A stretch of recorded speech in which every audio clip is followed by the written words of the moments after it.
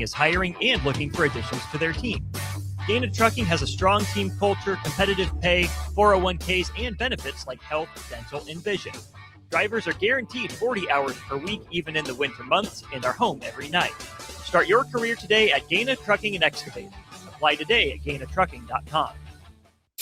Are you looking for an exciting new way to put your skills to work? Explore new career options in the fintech industry at Currency, a Sandhills global company. We offer full-time positions in financial sales, compliance, operations, and other fields. We also offer a 4.5-day work week, an attractive benefits package, and opportunities for advancement. Put your motivation to work and grow with us at Currency. Visit gocurrency.com/careers to learn more. The end of the school year is drawing near, which means graduation parties are coming soon. Are you prepared for hosting? Führer's Cheese Spread is the dip that brings everyone together to celebrate graduations and the close to a great school year. And it goes well with crackers, meats, soups, and more. How could you consider throwing a party without it? Get to your local grocery store today and load up on Führer's Cheese Spread. No graduation party is complete without it. This is Lincoln's home for sports talk on the FM dial. Also online at theticketfm.com. On the internet. KNTK FM Firth, 93.7 The Ticket. Welcome into a presentation of high school state baseball on 93.7 The Ticket. Coverage of state baseball is presented by Union Bank and Trust, Sunbelt Rentals, the Nebraska Corn Board, Jimmy John's, the Nebraska Army National Guard, Hamilton Communications, and Play It Again Sports. From Werner Park, this is State Baseball on 93.7 The Ticket. Now, calling all the action, here are Nick Sainert and Austin Orman. Welcome back in. It is semifinal Wednesday here on 93.7 The Ticket, theticketfm.com, live from Warner Park. Nick Sainert alongside Austin Orman ahead of Millard North and Millard South, as the Millard North Mustangs will need to be beaten twice today by the Millard South Patriots if the Patriots want to punch a ticket to Friday's state title matchup. As we are starting a couple of minutes early here at Warner Park. I can't believe I actually said those words as the first pitch is in there for a called strike, as a lot of similarities. If you were listening or saw any of the highlights from yesterday's Millard South game, a lot of similarities in that Patriots lineup as they eliminated the top-seeded Omaha West Side Warriors yesterday afternoon and got their spot rightfully earned against this Millard North Mustangs squad, a team in the Millard North Mustangs who beat and run-ruled this Millard South Patriots squad 2 days ago on Monday, 11-1. But today, the Patriots going to see if they can change that narrative. As Braden Swaney is behind in the count, 1-2, hits this one high in the air, down the right field line. It's trickling foul, though. That had enough juice to get out of the ballpark if it was fair, except the trajectory of the ball pushed it into foul territory. The winds, Austin Orman, good morning, by the way. Hello. And second off, the winds at a standstill here at Warner. Calmest winds on maybe the tensest day short of state championship day. Called strike three on the inner part of the plate. Braden Swaney goes down for out number one of the game. And the man on the mound is Cale Williams for the Millard North Mustangs. We're going to see a familiar face on the bump for the Millard South Patriots, a guy who started their first round game on Friday against number one Omaha West Side, Jackson Corey. We'll be able to talk more about him in the next half inning. But stepping into the box, it is the starting shortstop for the Millard South Patriots, number 3, Logan Wick. The Patriots rolling with the same lineup that knocked off number 1 West Side yesterday as this bouncing ball fielded by Evans at short. He comes up with it, bobbled it for a moment, but is still able to throw it across the diamond in time for out number 2. And so 6-3 on the ground out.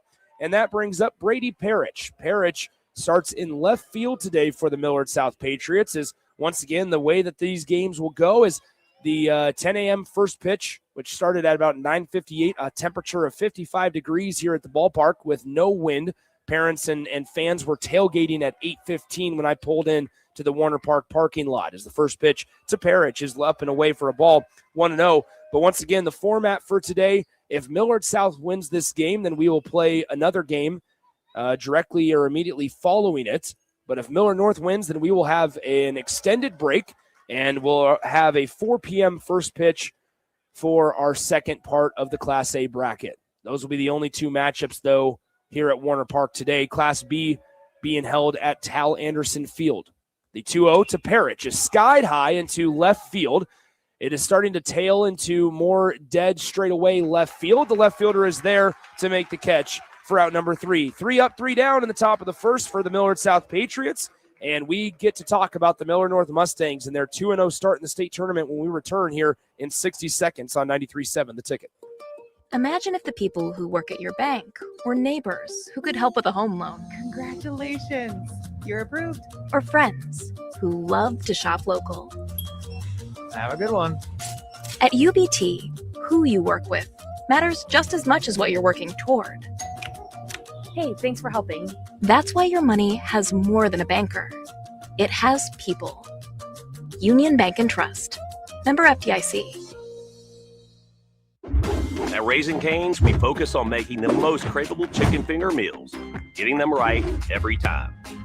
That's why we hand batter every chicken finger, mix every cane sauce, butter every Texas toast, stir every slaw, salt every fry, squeeze every lemon, and brew every ounce. We do this inside every Raising Cane's, every day. Because when you do it right, you can taste it in every bite. Raising Cane's chicken fingers, one love. Back to more of the Class A State Baseball Tournament on 93.7 The Ticket.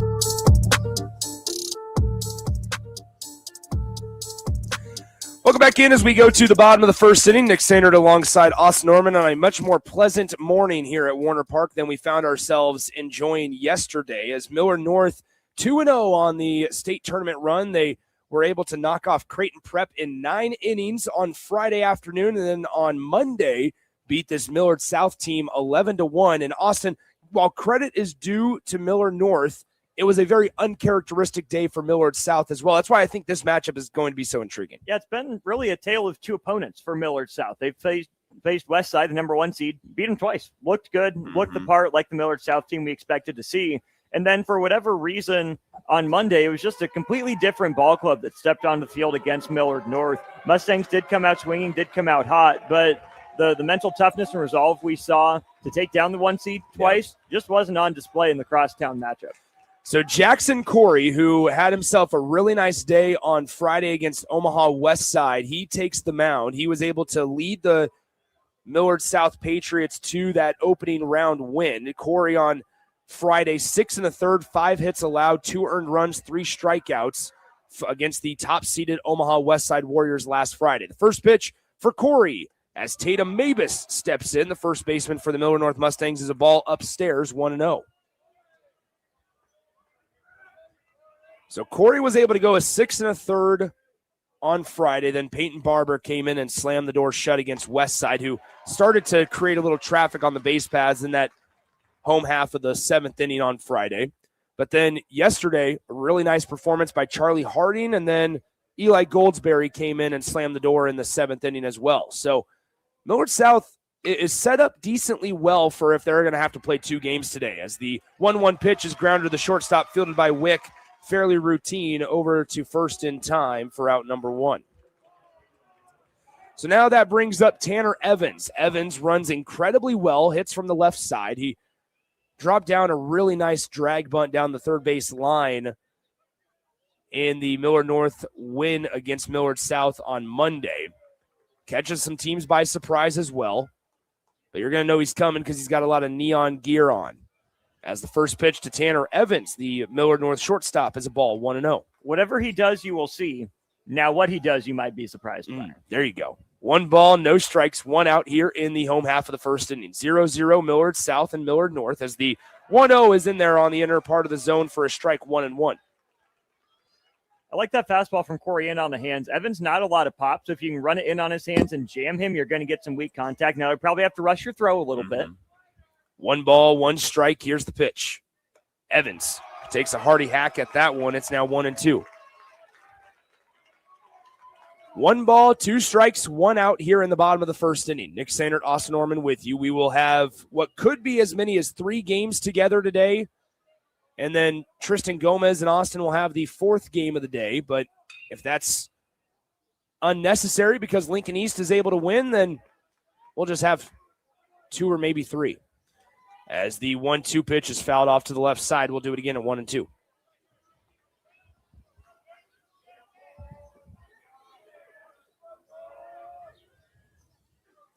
Papillion La Vista South able to knock off Grand Island last night 3-1. They'll play Lincoln East later today as Evans fouls off an elevated fastball.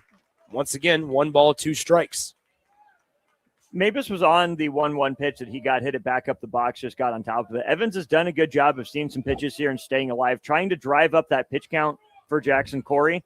Yeah, it's only 1 fewer game that Millard South has played, but they've been through a bunch of arms. 1 ball, 2 strikes, 1 out. Here's the pitch.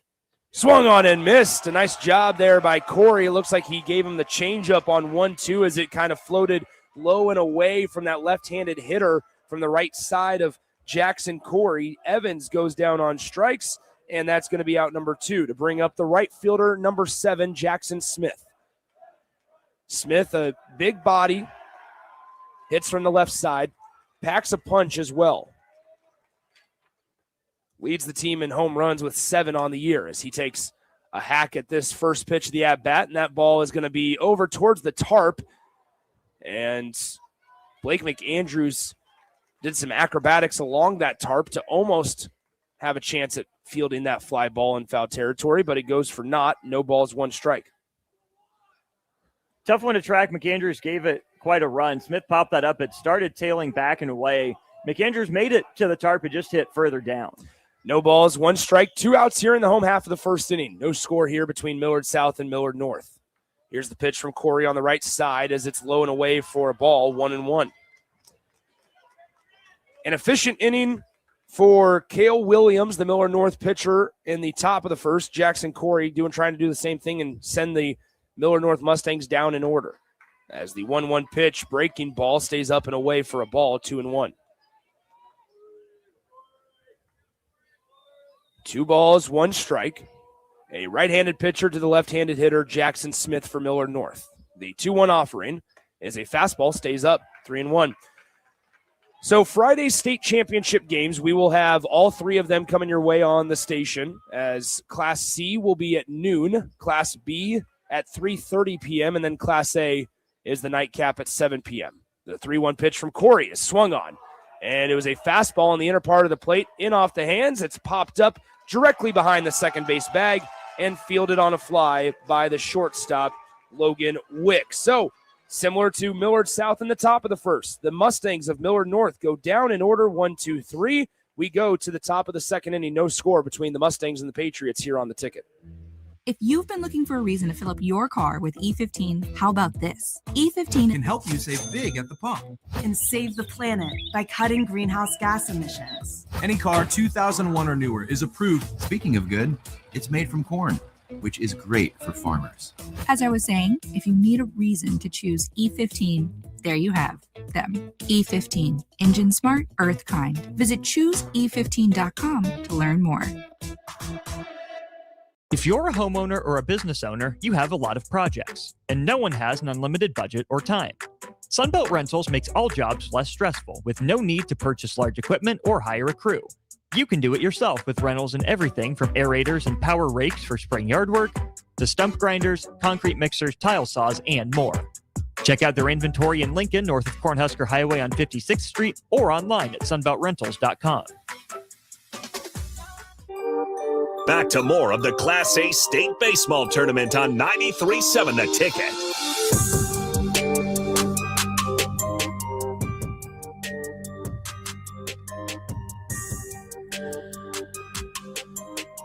Welcome back into Warner Park. Nick Sandert alongside Austin Orman here as we are just past the 10 o'clock hour. Top of the second inning between Millard South, the 8 seed, and the 4 seed Millard North Mustangs, as Millard South knocked out and eliminated top-seeded Omaha West Side.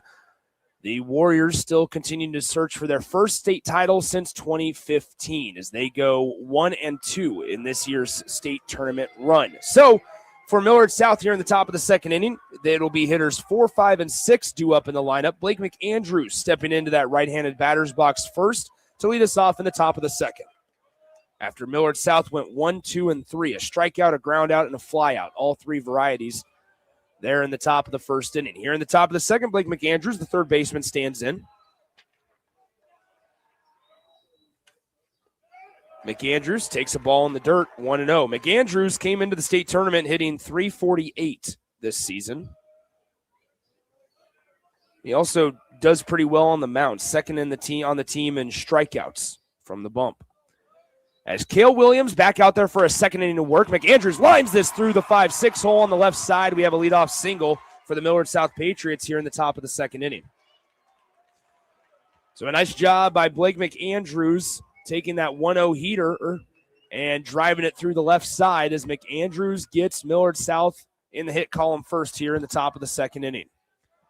To bring up the future Omaha Maverick, the backstop for Millard South High School, Carson Durr. He's caught every single state tournament game so far this week as Durr skies the first pitch up over our heads, and it's foul for a no balls and 1 strike count. Deacon Hurley's way over in the hole, probably expecting bunt out of Carson Durr, trying to get himself in good position, knowing that the shortstop Tanner Evans is going to be the one covering second on the bunt or the stolen base attempt. No balls, 1 strike.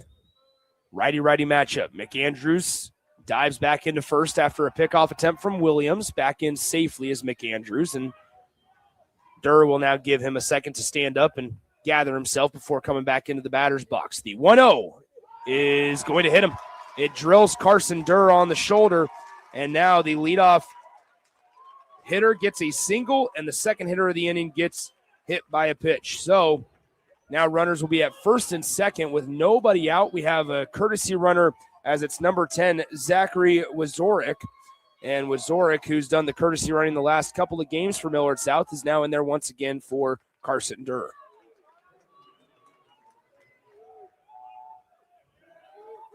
Early adversity here for Weimer's on the mound. Still, we've got to force out at third base. Yeah. Would not be shocked here to see Wyatt Apin lay down a bunt and try to move 2 to scoring position. Millard North thinks the same. Runners at first and second as Wyatt Apin, the designated hitter, is in there. He squares to show bunt early. First baseman crashes, and they foul it over the screen all the way up here to the press box almost. No balls, 1 strike. Apin's got some pretty good power when he can foul a bunt all the way back over the screen. Mm-hmm. I also know you stabbed at it quite a bit. Many factors. No balls, 1 strike. Here on a Wednesday morning at Warner Park. Here's the pitch and a bunt attempt as it's going to be down the left side, but foul. And Wyatt Apin, to this point, unable to do his job to move 2 runners over with nobody out here in the top of the second. Weimer's gave him buntable pitches twice, just not able to get it done. Now, if you're Apin, all you can do is try to shoot something right side. Probably expecting breaking ball here. Don't go down in front of it. Don't yank it. Start a double play. No balls, 2 strikes, nobody out here in the top half of the second inning. Runners on first and second. Wazorik's at first after he's courtesy running for Durr. McAndrews is standing at second. Here's the pitch. No bunt, and it is a ball up and away, 1-2. So the bunt sign appears to be off for Wyatt Apin. And Greg Geary, the head coach for Millard South, was about to give him a number combination, and Wyatt Apin started to get in the box, and then he ended up calling time, and because he heard Coach Geary down there telling him to get out of the box and get the sign. Coach, I got 2 strikes. Yeah, not a great start to the at-bat here for Wyatt Apin. 1 ball, 2 strikes. Here's the pitch. In the dirt, gets away from the catcher. The runner at first was Zorik, wanted to go, but McAndrews, who's the lead runner, put on the brakes.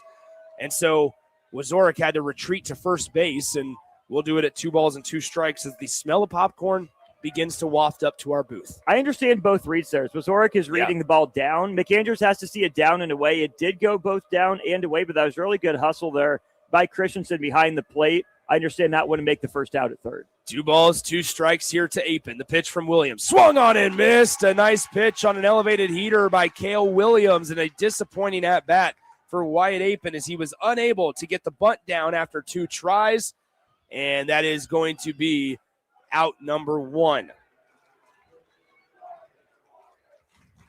So now Owen Quakenbush steps into the box. He hits from the left side, starting in right field today for the Millard North Mustangs, or rather, the Millard South Patriots. Runners still on first and second. As here's the pitch. First one ripped into right field. The right fielder rushing back, still racing back, and he's going to make the over-the-shoulder catch. The runner from second, McAndrews, will tag from third, And now runners will be on the corners after a really nice piece of hitting after he hammered the 0-0 fastball by Quakenbush. But now it's up to Caden Pennings to try to put Millard South on the board first. The only way that Smith's able to make that play is due to his positioning. If he was played more in the gap, there's no way he gets to that one. But playing the lefty to pole gave him just enough time to get there. Quakenbush roped that one.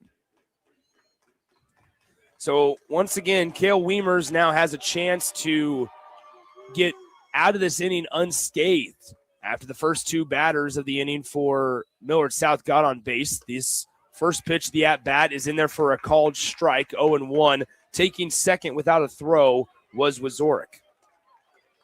So now two runners in scoring position, second and third. Wazorek on second, McAndrews at third, and Caden Pennings down in the count 0-1 for Millard South as we're still scoreless in the top of the second, 2 outs. Pennings lines this one into center field. 1 run will score. Wazorek is being raced around third. He will score standing, and Millard South strikes first. In this semifinal matchup, they lead it 2-0. Caden Pennings got a fastball middle out, took it that way, and that's where those 390 feet that Millard North conceded make a big difference. Instead of having the runner go first to third, he goes second to home for a 2-0 lead. Similar thing that we saw yesterday, Caden Pennings delivered in the win against Omaha West Side in the second inning. Here he does it again from the 8 hole in the lineup. It's a 2 RBI, 2-out single, and Millard South leads 2-0 over Millard North. To bring up Gavin Christensen, the starting second baseman. It was a leadoff single by McAndrews, then a hit by pitch when Weimers hit Carson Durr, the catcher for Millard South. That's how those two runners got on base. Wazorek came in and was the courtesy runner for Carson Durr. Wyatt Apin then struck out swinging. Quakenbush lined out to the right fielder. And then a 2-out single for Caden Pennings as Gavin Christensen takes a ball upstairs 1-0.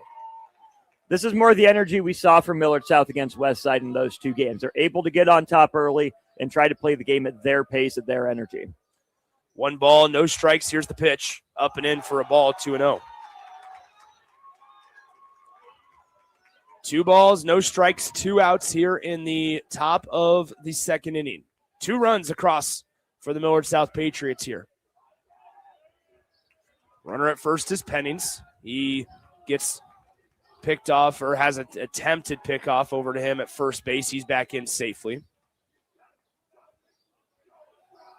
Calm winds here at Warner Park today. The 2-0. Christensen takes upstairs 3-0. If Christensen's able to reach, then the lineup will turn over, and Braden Swaney, who struck out looking on a fastball on the inside corner, will come up to bat. Swaney, the future Kansas State Wildcat, as Christensen takes a 4-pitch walk, and Cale Weimers is in a little bit of trouble here for the Millard North Mustangs as he now has runners on first and second, still with 2 outs, and Braden Swaney up to bat. Big spot for Swaney, who came through yesterday in knocking off Westside. He was down no balls and 2 strikes with runners on first and second and 2 outs. What did he do? Drove one over the right fielder's head all the way to the warning track for a 2 RBI triple. So we have a conference on the mound as it's not Bob Levac out there for Millard North, so they're not going to make the pitching change just yet. It does appear that they have an arm warming in the Millard North bullpen. And we talked about potentially seeing Colin Driffel at some point in this game, Austin. We talked about whether or not he would start for them. Colin Driffel, the future Kansas State product himself. And he threw on Friday against Creighton Prep. And I would imagine that in an ideal situation, you might save him for either a game 2 or against whoever you play in the state championship on Friday. But you also would like to win this first game to not have to worry about playing a game 2. Braden Swaney up to bat, left-handed hitter, as he swings half-heartedly at a breaking ball down and in. It was in the dirt, 0-1. That's the difference in approach to this game between Millard North and Millard South, doing everything that you think you can to avoid a game 2 if you're Millard North, but Millard South, you got to empty the tank here, because if you don't win this one, there's no coming back. No balls, 1 strike. Here's the pitch to Swaney. Lined on. It's a deep fly ball out to right field, shallow right field, and the right fielder is there to make the play for out number 3. Swaney flies out to just shy of the warning track, and that'll do it for the top of the second inning. We go to the bottom half of the second with your score: Millard South 2, Millard North 0. Here, due up for the Mustangs, Christensen, Berkey, and Schaefer. Hitters 4, 5, and 6 due up for the Mustangs in 60 seconds. We'll be right back. At Jimmy John's, we don't make sandwiches. We make the sandwich of sandwiches. We use fresh veggies because we don't hate salads. We just feel bad for them. We make our sandwiches exactly how you want because you're the one who's eating it.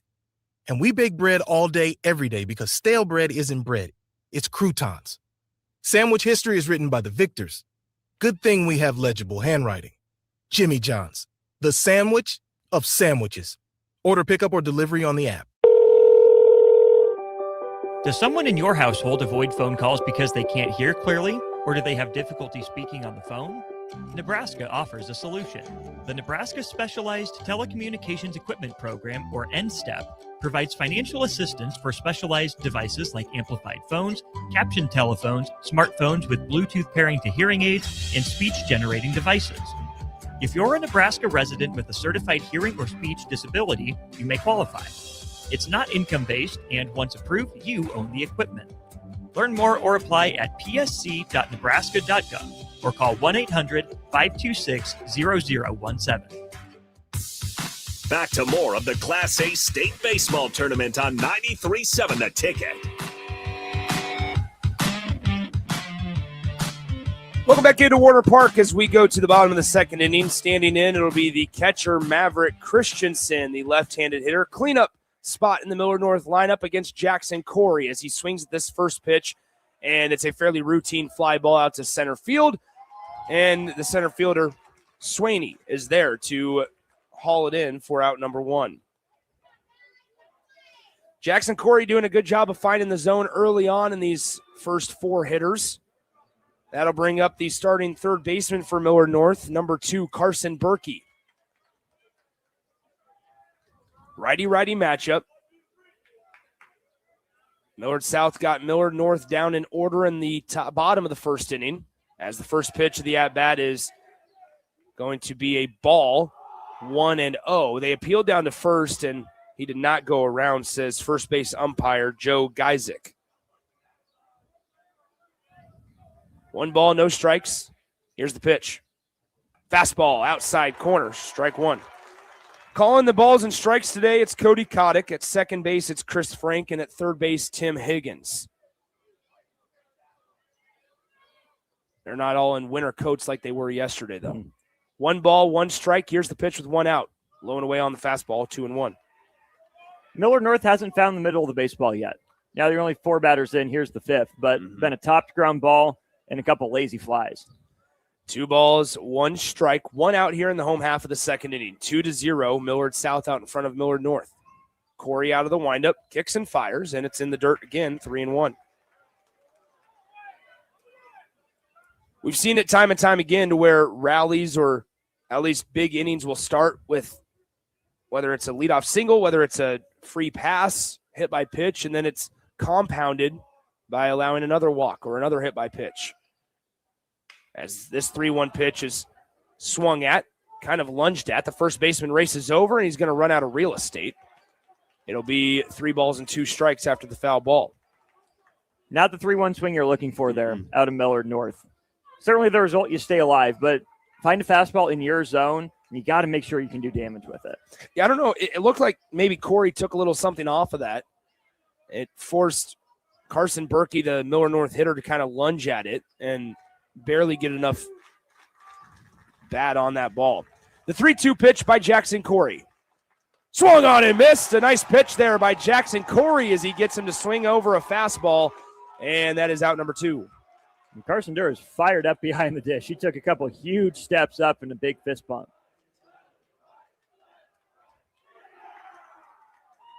So now it's Caden Schaefer's turn. 2 outs here in the bottom of the second inning. 2-0 Millard South. Here's Corey's first pitch to Schaefer. Lined right side and through for a base hit. So Caden Schaefer gets the Millard North Mustangs in the hit column for the first time today on the 6th batter of the game, and he now stands at first base with a 2-out single. Like you said, I think you made a good point, Austin. They've done a good job, Millard North has, with the approach. It's just they haven't found the square part of the baseball. And that was the first time there we've seen Millard North put a good swing on an elevated fastball and kind of drive it into the ground. Through that right side for Caden Schaefer. Now Deacon Hurley steps in as he takes a called strike on the outer part of the zone, 0-1. No balls, 1 strike, 2 outs here in the bottom of the second. 2-0 Millard South on top of Millard North. Pretty good crowd on hand for a 10 a.m. first pitch here at Warner on a Wednesday. No balls, 1 strike. The pitch is in there for a called strike 2. And quickly, Deacon Hurley is down 0-2. It's a good pitch to hit. That's a fastball. You saw Schaefer take it that way. Mostly up, a little out on the outside part of the plate. Hurley's got to be ready for that. No balls, 2 strikes, 2 outs. In the bottom of the second. The runner gets off of first, and the 0-2 is a fastball that stays up high for a ball, 1-2. 2-0 Millard South after a scoreless first for both sides. Millard South put up 2 runs on a Caden Pennings 2 RBI, 2-out single. As this breaking ball lined up the middle, back-to-back base hits here for Millard North. As the runner Caden Schaefer will be unable to go past second base, but Deacon Hurley keeps the inning alive with a base hit up the gut to bring up the designated hitter, number 3, Cam Johnson. A really nice job, really nice piece of hitting, sitting back on that breaking ball by Deacon Hurley and sent it right back where it came from, over the head of Jackson Corey, the Millard South pitcher. So now a base hit will potentially put some runs on the board here for Millard North. Cam Johnson, the right-handed designated hitter today. Righty-righty matchup, runner at first and second for the Millard North Mustangs as Corey kicks the leg and fires. Breaking ball floats across the heart of the plate. No balls, 1 strike. He's been able to land it for a strike, leading off some at-bats. If you're Millard North and you see that that's his approach, maybe not a righty as much, but especially the lefties in the lineup, if he's going to hang it, you can turn on that and drive it into a gap. No balls, 1 strike, 2 outs here in the home half of the second. Fastball, outside corner, called strike 2. Cam Johnson quickly down on the count. No balls, 2 strikes, 2 outs in the bottom of the second. And it's 2-0 Millard South. A lot of 2s on that scoreboard right now. 2 runs. 2 hits for each side, 2 strikes and 2 outs. Right-handed pitcher Jackson Corey comes set at the belt and then lifts the glove up near his chin. Kicks and fires, fastball up and away for a ball, 1-2. Might have gotten Cam Johnson to freeze a little bit there if he was expecting that to continue frisbeeing away into the opposite batter's box, but instead it stayed flat and almost rang Cam Johnson up for a called strike 3. 1 ball, 2 strikes. Corey comes set out of the stretch. Fires, breaking ball, got him to step out and buckle a little bit, but it stays upstairs, 2-2. Not a comfortable at bat for Johnson right now. Cam Johnson having a tough time seeing Jackson Corey right now. Even more 2s on that scoreboard. 2 balls, 2 strikes, 2 outs. 2 runs for Millard South in the top of the second. We're here in the bottom of the second inning. Corey kicks and fires. Swung on and missed. Another strikeout, the second of the inning. And this is for out number 3 as he gets Cam Johnson down on a swinging K. It's an empty inning for the Millard North Mustangs in the bottom half of the second inning. Millard South leads it 2-0 as we go to the top of the third here at Warner Park on 93.7 The Ticket. In communities like ours, local relationships still matter. At Insight Partners, we believe we are better together. That's why insurance agencies across the Midwest have joined Insight Partners to better serve local customers and communities with all their insurance needs. From personal to commercial or specialty insurance, your local Insight Partners team is here to help protect what matters most. Insight Partners, better together. Learn more at myInspartners.com.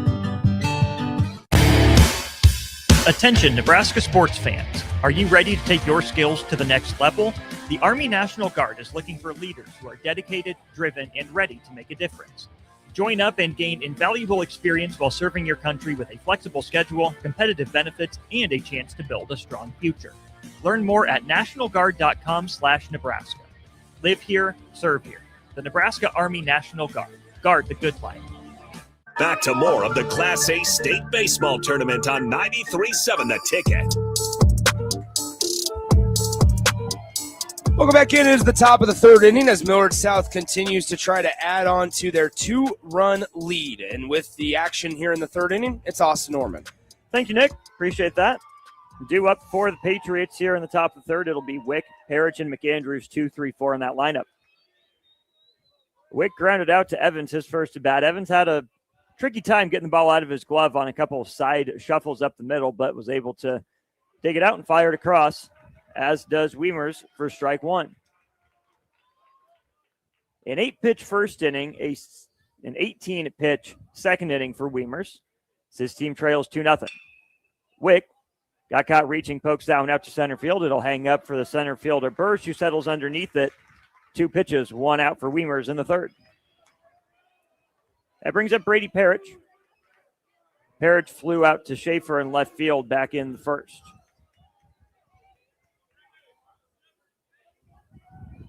Parrish, big, tall lefty. Playing left field as well. First pitch from Wiemers, fastball taken low, 1-0. For Wiemers here, Nick, the goal is limit damage, right? How much length can you give? Only allowing 2 runs last inning. You can work with that. Your team's still within striking distance. He didn't allow the inning to snowball. As Parrish takes that one right back up the box. So both hitters' timing has been better. Parrish got on top of that one, lined it right back up the middle. He's aboard with a 1-out single. That brings up Blake McAndrews. McAndrews got things going for the Pats in the second. He singled, came around to score. You're in the heart of your order right now if you're Millard South. You can not necessarily sense blood in the water, but keep on adding on. Add that pressure. Parrish breaks for second. Pitch is low. Christensen's throw to second base is not in time. Brady Parrish got that left foot in just ahead of the throw. And on a called strike, Brady Parrish swipes 90 feet. That's what I'm talking about. It just feels like Millard South right now. It was same thing as yesterday. They come out with this attitude of we're going to keep our foot on the gas and we're not going to let up. They've done that so far today. That's why they're up 2-0. First baseman Mabus is in, expecting bunt as McAndrews waves and whiffs at a slider. He's now down 0-2. You also have the heart of your order due up in cleanup hitter Blake McAndrews right now. McAndrews, Durr, who was hit by a pitch, and Apin, who struck out the next 3 hitters. McAndrews waggles the bat as he awaits the delivery from Wiemers. Fastball at the brim of the helmet, 1-2.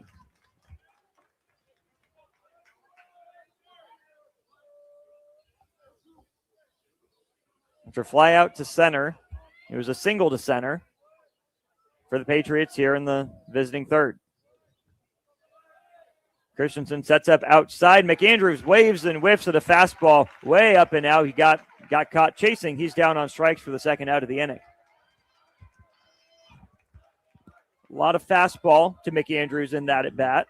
That brings up Carson Durr, who got hit by one of those back in the second. Yeah, Carson Durr, he can do damage. We haven't seen him necessarily tattoo a ball just yet in the state tournament, but 5-hole hitter, you're still not out of the woods yet if you're Millard North with that runner in scoring position. Outfielders are shaded toward the line, giving a lot of room in either gap as Durr fouls that one back off to the right side, 0-1. Which that was something we said yesterday. I mean, now the wind was much more prevalent yesterday, but we said that yesterday. We haven't seen a lot of balls get past the outfielders in the gap. You're playing in a lot of real estate, a lot more than usual at a field like Warner Park right now. We haven't seen a lot of balls get into the gaps, though. Wiemers 0-1 on the way. Breaking ball outer edge, 0-2. Good pitch in a good spot there for Wiemers. 1 strike away from stranding the 1-out single. Millard South in the white pinstripes, red helmets, navy sleeves for the most part. Millard North, black caps, black tops, white pants. Here's Wiemers 0-2. Fastball out, 1-2.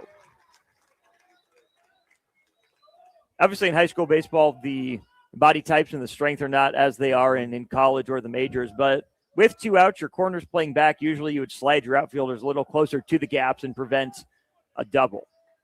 Wiemers and Durr will both step out and take some time here for a moment. Durr's back in the box. Weimer's back on the rubber. Weimer's has the sign from Christensen. Ready to bring home the 1-2. Here it comes. Fastball out again, 2-2. That's a call that if you're home plate umpire Cody Kotick behind the dish, you're saying I gave you that ball because you're the opponent catcher. You're helping yourself out there. You don't want to ring up your one of your catchers if you don't want to. If you don't have to, excuse me. 2 balls, 2 strikes, 2 outs, runner on second. That breaking ball skips to the backstop. Jumped right over the shoulder of Christensen. That's how far in front that one bounced. Christensen really never had a chance, and so now a third run just 90 feet away with a full count.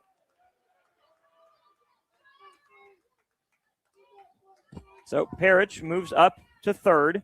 A stolen base and a wild pitch. Not a pass ball, of course. Catchers are never at fault. Never.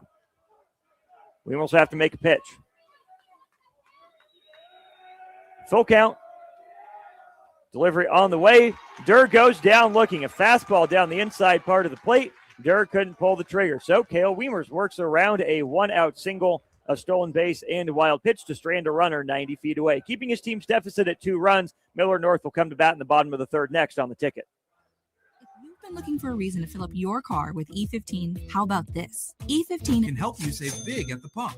And save the planet by cutting greenhouse gas emissions. Any car 2001 or newer is approved. Speaking of good, it's made from corn, which is great for farmers.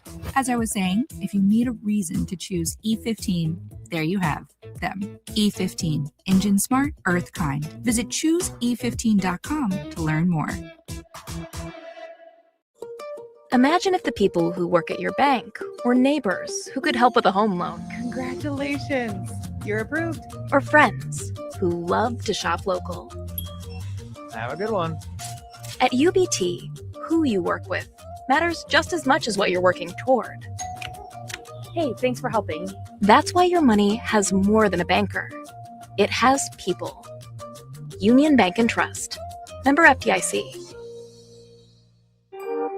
Back to more of the Class A State Baseball Tournament on 93.7 The Ticket. 2-0. Millard South leads Millard North. It's the 8th-seeded Patriots on top of the 4th-seeded Mustangs. A crosstown matchup taking place not in Millard, but just inside the city limits of Papillion. Austin Orman, Nick Sainer with you. Due up for Millard North against Jackson Corey. It'll be 9-1-2. Burrish, Mabus, and Evans. Burrish in center field. Got his fair share of work last inning on a fly out. Had to toss a single back to the infield as well. This season, he's a .316 hitter. Strides into that lefty batter's box. Makes a line with his bat. He awaits the first pitch from Jackson Corey. Corey got the win in Millard South's first game against number 1 seed Omaha Westside. Breaking ball across the heart of the plate for a strike, 0-1. How nice is it for us to be able to have the windows open today? It's incredible. We were deprived yesterday, Austin. We were. How dare us that we were sitting here watching and calling baseball without windows. Burrish will be deprived of another chance as the left fielder, Brady Parrish, ranged into foul territory to make a catch on a sky-high pop-up, 2 pitches, 1 out. There's just something about being in the booth with the windows open for baseball. You get to experience the environment. You get to smell the popcorn, like you mentioned, the smell of a nice warm funnel cake with powdered sugar on top, all the good smells. You smell powdered sugar, huh? Well, you can just tell. Corey brings home first pitch of the at-bat to Mabus. Another breaking ball. Mabus got underneath it. Pennings finally calls off his first pitcher and his second baseman to make the catch. So 3 pitches and 2 outs for Jackson Corey. Mabus aggressive yet again, but he pops out to third for the second out of the inning. Corey's doing a really good job so far through 2 2/3 of establishing the zone early on, getting on top of hitters, maybe not even getting called strikes, but at least throwing competitive pitches. Corey's misses have been very, very close. And so even if he's starting out 1-0, he's forcing the hitters to at least be cognizant of what's coming their way. 2 outs for 2-hole hitter Tanner Evans. Laced on a hop to Witt. Takes it on a short hop. Fires across Pennings with the stretch just up the right field line. A rapid inning fired by Jackson Corey. 4 pitches for 3 outs. Incredibly efficient, and Millard South is quickly back into the batter's box, leading 2-0 as we head to the fourth in Class A baseball on the ticket. If you're a homeowner or a business owner, you have a lot of projects, and no one has an unlimited budget or time. Sunbelt Rentals makes all jobs less stressful with no need to purchase large equipment or hire a crew. You can do it yourself with rentals and everything from aerators and power rakes for spring yard work to stump grinders, concrete mixers, tile saws, and more. Check out their inventory in Lincoln, north of Cornhusker Highway on 56th Street, or online at sunbeltrentals.com. Rick Heyman here from Sartor Heyman Jewelers.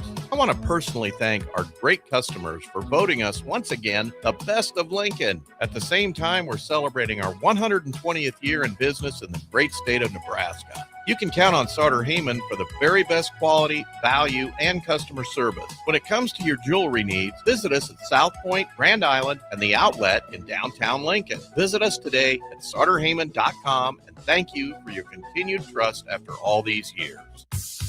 Back to more of the Class A State Baseball Tournament on 93.7 The Ticket. 2-0 Millard South still on top of Millard North. Will be Weimers back to the bump. Facing in the Patriot lineup, 6, 7, and 8, Apen, Quakenbush, and Pennings. Apen struck out his first at bat. Quakenbush hit a sacrifice fly, and it was Caden Pennings that came through with the 2 RBI single that's led to the game's 2 runs. I mean, I know you're down 2-0 if you're Millard North, but Austin, I mean, here's the deal, man. If you're Cale Weimers on the mound, you're sitting there going, I was one pitch away. I was one ground ball away from getting out of that jam that was partially self-inflicted, right? But I was one pitch away. I mean, you're in this state tournament, the margin for error just feels, especially as we get into these games, the state titles on Friday, it just feels so much more narrow than a normal game, and we're seeing that play out in real time here. The emotions get heightened every moment feels pretty big. Being able to get on top of those emotions but harness them the way you need goes a long way. It would also go a long way if Weimers were to be able to channel the breaking ball. He's spiked a couple of them recently. That's what I was talking about. I mean, the difference between him and Jackson Corey. Corey's misses on the other side in that Millard South dugout have been few and far between. Not so much for Weimers. Weimers set brings a fastball up to Apen as well, now 2-0. 2 runs on 3 hits for Millard South. Apen does not have one of them, but he's had a couple big days against Omaha West Side. Chases 2-0 pitch, a little bit up. He skies it back to the Millard North supporter section. Young man had that one fall just about in his lap, but didn't move a muscle. So now 2-1 to Apen.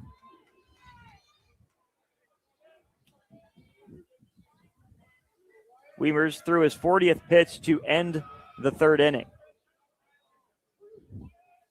He's ready with the 2-1. Righty-righty matchup. 2-1 brought home. Apen swings and misses at a fastball, 2-2. Weimers has left that fastball up, but it's been out of the zone, and Apen hasn't been able to hold back. Here comes the 2-2. Fastball swung on, lifted lazily into center field, ranging over into the left center side of that gap is Alex Burrish. 1 away. That's where you got to start. Got to get the leadoff guy off or out, I should say. Nice job there by Cale Williams after he got down in the count 2-0, worked itself back and got a fairly routine can of corn fly ball out to center field. Quakenbush saw Weimers pretty well. Roped one on a line to Jackson Smith in pretty deep right field.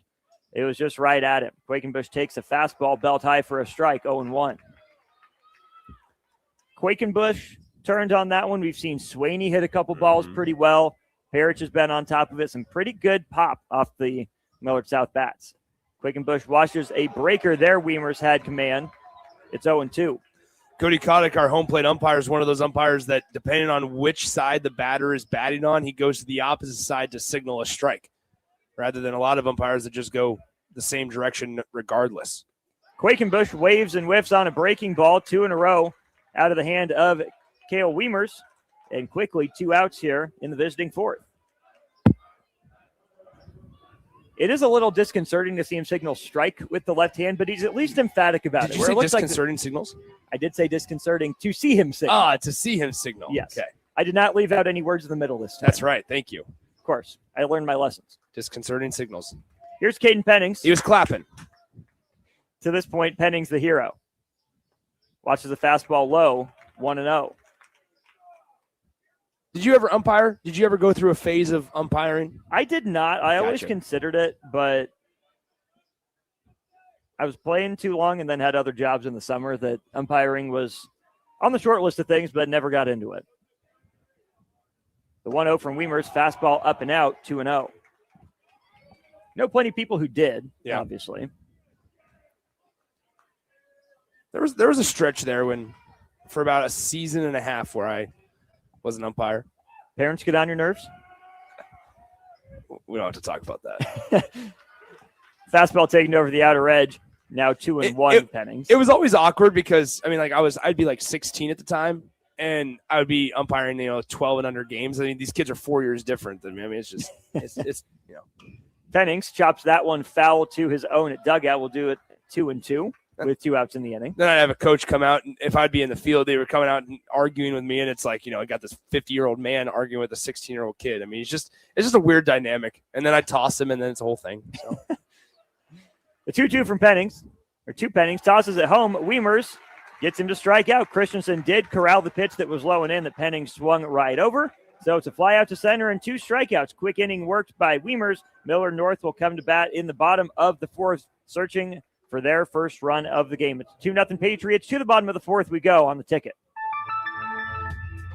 If one of the things running through your mind as a business owner is the recurring worry of possible cyber attacks, you can let out a sigh of relief. Hamilton Business Technologies has you covered. As the official business IT partner of the Huskers, we offer real-time threat monitoring, advanced security protocols, and more to keep your data safe from harm. We care about the success of Nebraska businesses and communities like yours. Learn how we can help you at hamiltonisbusiness.com.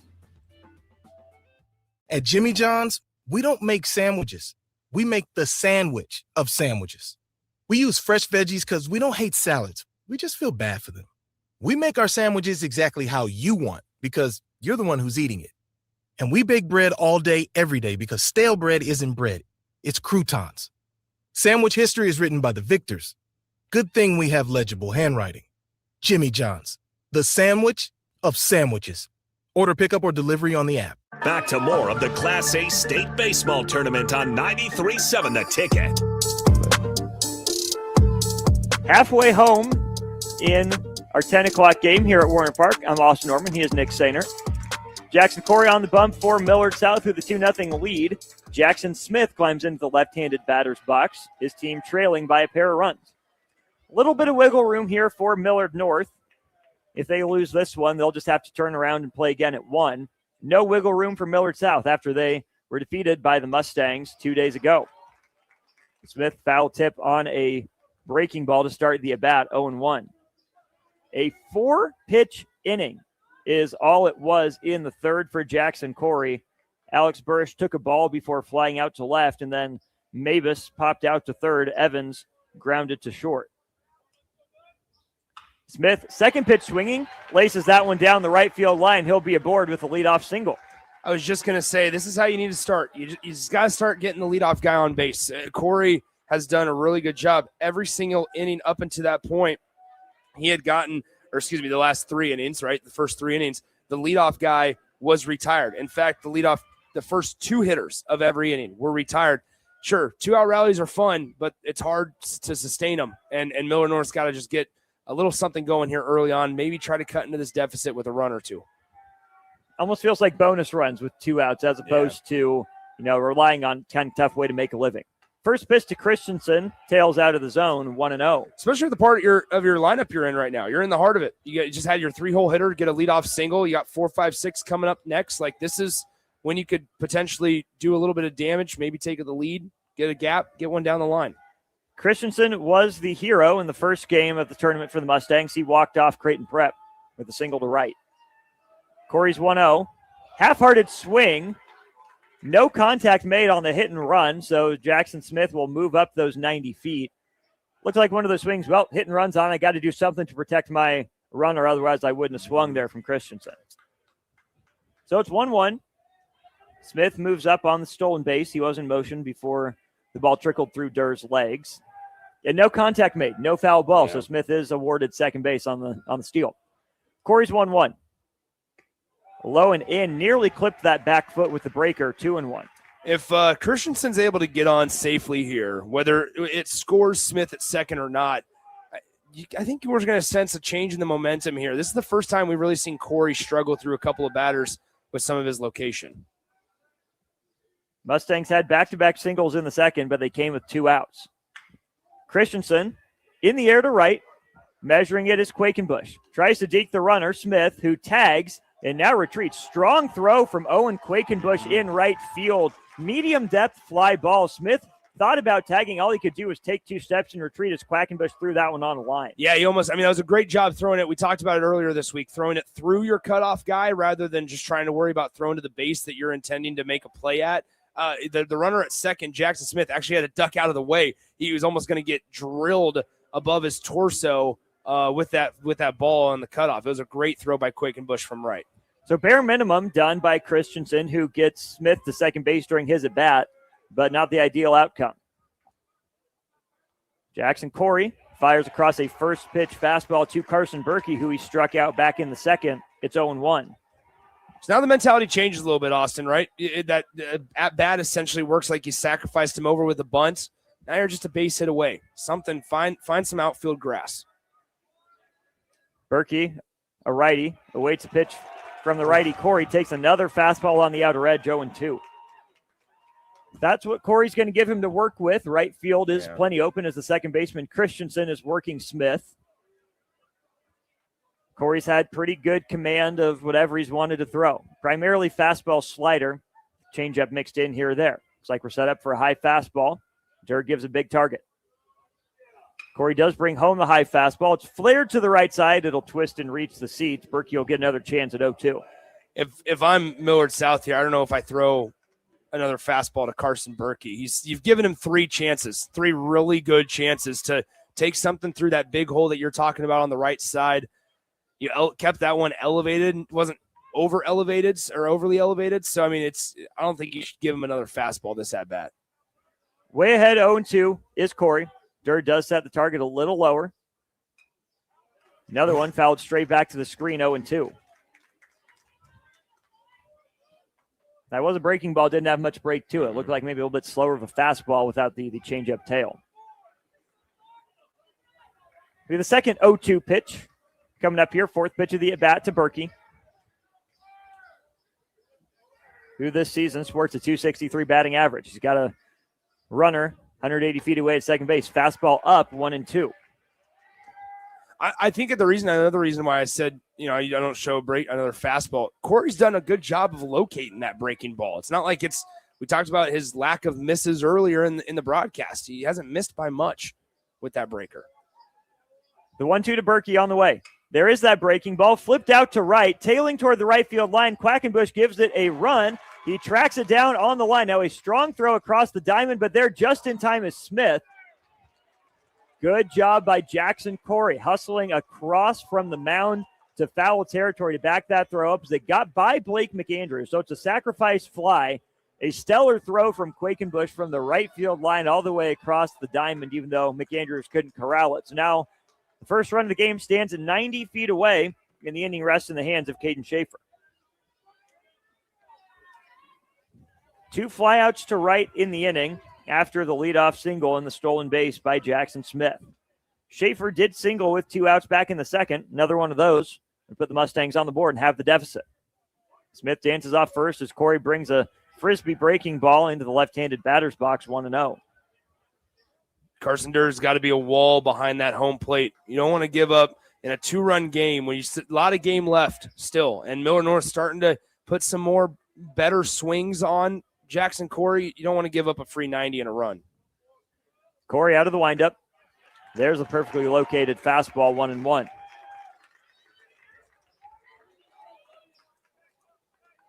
Caden Schaefer wears number 22. He plays left field. .293 average entering this state tournament. Millard North fell just short in the state championship a year ago. 1 win today gives them a crack at redemption. Breaking ball snapped off over the outside edge. Great pitch from Corey, 1-2. We're seeing Carson Durr slowly start to expand that zone without home plate umpire Cody Kotick even realizing that he's doing it. Each half inning, Carson Durst set up just a little farther outside, and now they're starting to get that breaking ball called strike on the chalk of the opposite batter's box. Durst sets a high target for Corey out of the wind. Fastball missed his spot as Corey fell over. Might have surprised the umpires. A better pitch than it looked like where the target was set. Either way, it's another ball. So it's 2-2 now to Schaefer. Schaefer had a first pitch single. Onesi the fifth pitch of this at bat here in the fourth.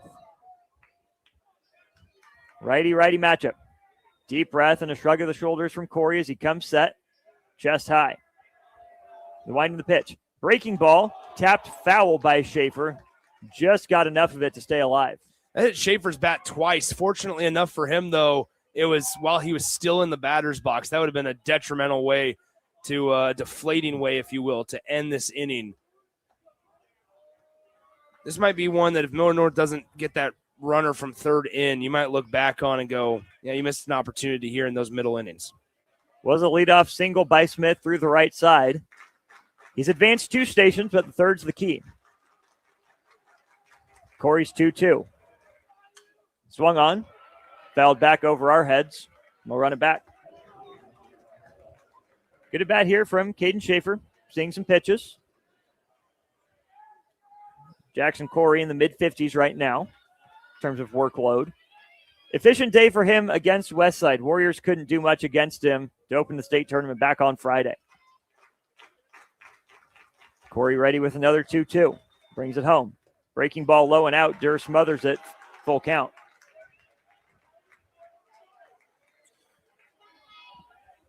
Corey's been able to land the fastball and the breaking ball for strikes. See if he doubles down on the breaker that he missed with or goes back to the fastball. Caden Schaefer's been in survival mode. He's battled back to be even and maybe leading the count 3 balls, 2 strikes. Full count pitch from Corey. Swung on, popped up. Wick goes back. In comes the center fielder, Braden Swaney, to make the catch. And the leadoff single is stranded at third. Jackson Corey pitches around it, bringing Millard South back to bat, holding a 2-0 advantage into the 5th in the Class A State Baseball Tournament on the ticket. This is Lincoln's home for sports talk on the FM dial. Also online at theticketfm.com. On the internet, KNTK FM Firth, 93.7 The Ticket. If you're looking for a workplace that feels like home, Midwest Bank might just be the place. We're hiring a personal banker in Lincoln who enjoys helping others and being a part of a close-knit team. With great perks and a community-focused mission, you'll feel right at home here. Porque aquí todos son bienvenidos. Apply today at Midwest Bank.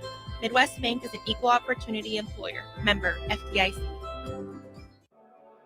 Hi, Husker Nation. This is Rex Burkhead. On Lincoln Gives Day, I hope you'll join me in supporting the Team Jack Foundation and their mission to fund life-saving childhood brain cancer research. Kids and families facing brain cancer deserve better treatments and more hope for the future. Every donation helps move that mission forward. You can make your gift today by visiting givetolincoln.com and searching Team Jack. I'm proud to support the Team Jack Foundation and the fight for every child and family affected by brain cancer. Back to more of the Class A State Baseball Tournament on 93.7 The Ticket. 4 innings complete here in our 10 o'clock game between a pair of Millard schools. It's South leading North 2-0. They will have the bottom of the order with Christensen leading off the 5th. They'll turn over to Swaney and Wick. Christensen drew a walk but was stranded at first base after Swaney flew out to right. It is still Cale Weimer's on the mound for Millard North. Aside from that problematic second inning, he's been good. He also stranded a runner at third base 2 innings ago. In the third, it was a 1-out single from Brady Parrish, who stole second, moved to third on a wild pitch, but was left there. Christensen takes a first pitch strike, 0-1. Christensen playing second base. Wears number 14. He's a right-handed hitter. 351 batting average. Chopped foul. Corralled by Berkey and flipped back to Weimers, who's quickly up 0-2. With all the superstition in baseball, Nick, the little things that you do and order your shoes and socks that get put on A little surprised pitchers after throwing a strike, even if it's fouled, want a new baseball. They had a good feel for this one. Yeah, maybe there's a little dirt on it, but I want the baseball back. Felt good. 0-2 from Weimer's, misses low with the breaker, 1-2. Do you think it's a look cool thing? I really don't know The what pros it is. do it. They chuck it back into the dugout, so I'm going to do the same thing. I'm sure that's part of it, but that decision was made by the umpire okay. on that foul ball. When the pitcher does it, yeah, sure. Christensen taps this one weakly over to first. Up with it is the first baseman, Tatum Mavis. He goes 3 unassisted for the first out.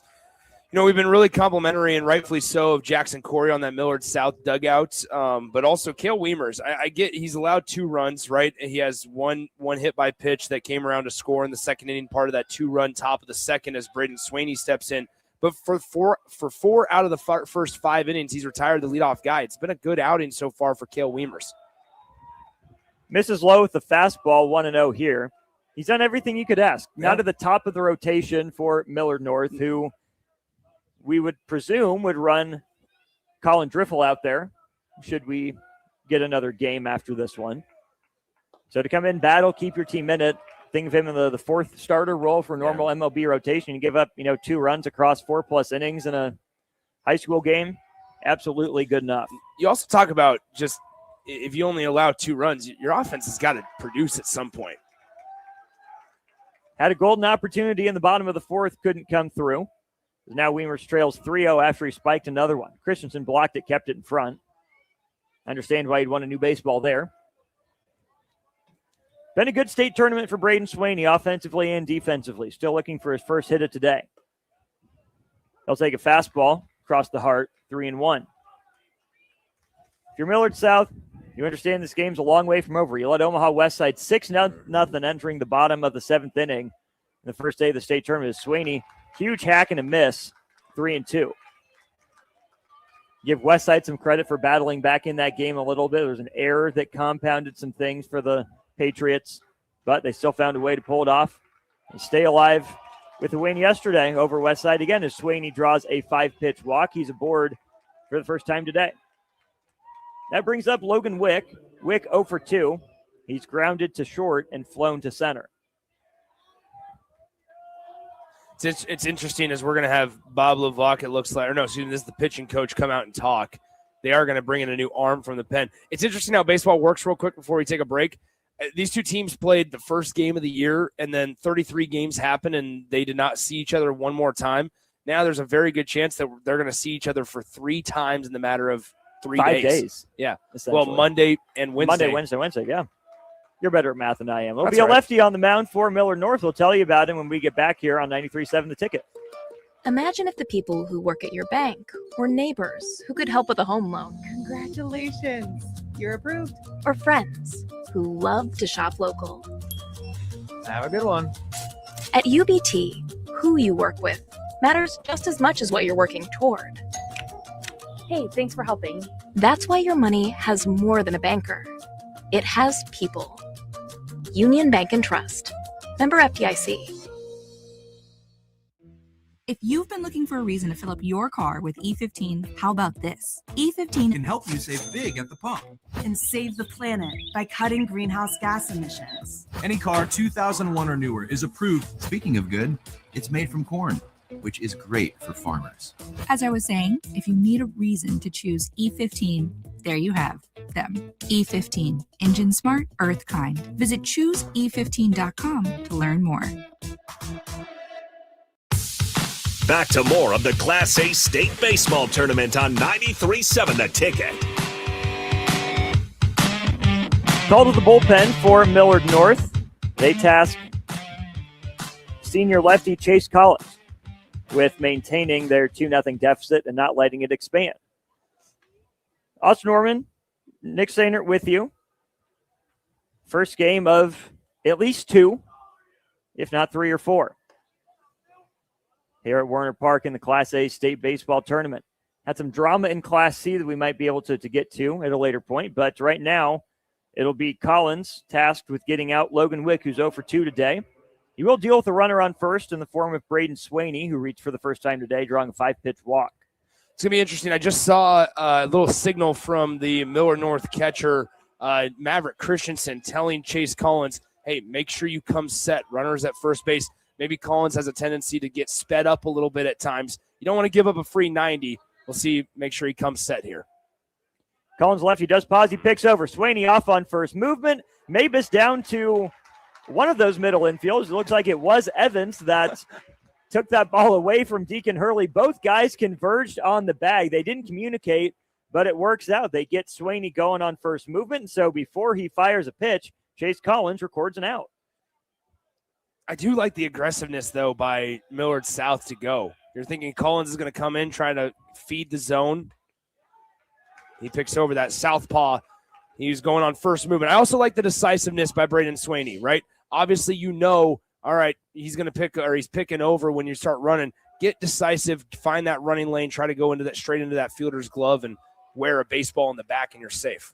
Counts even 1 ball and 1 strike as Collins found the zone with the first fastball, missed with the second. Here's Collins into the windup.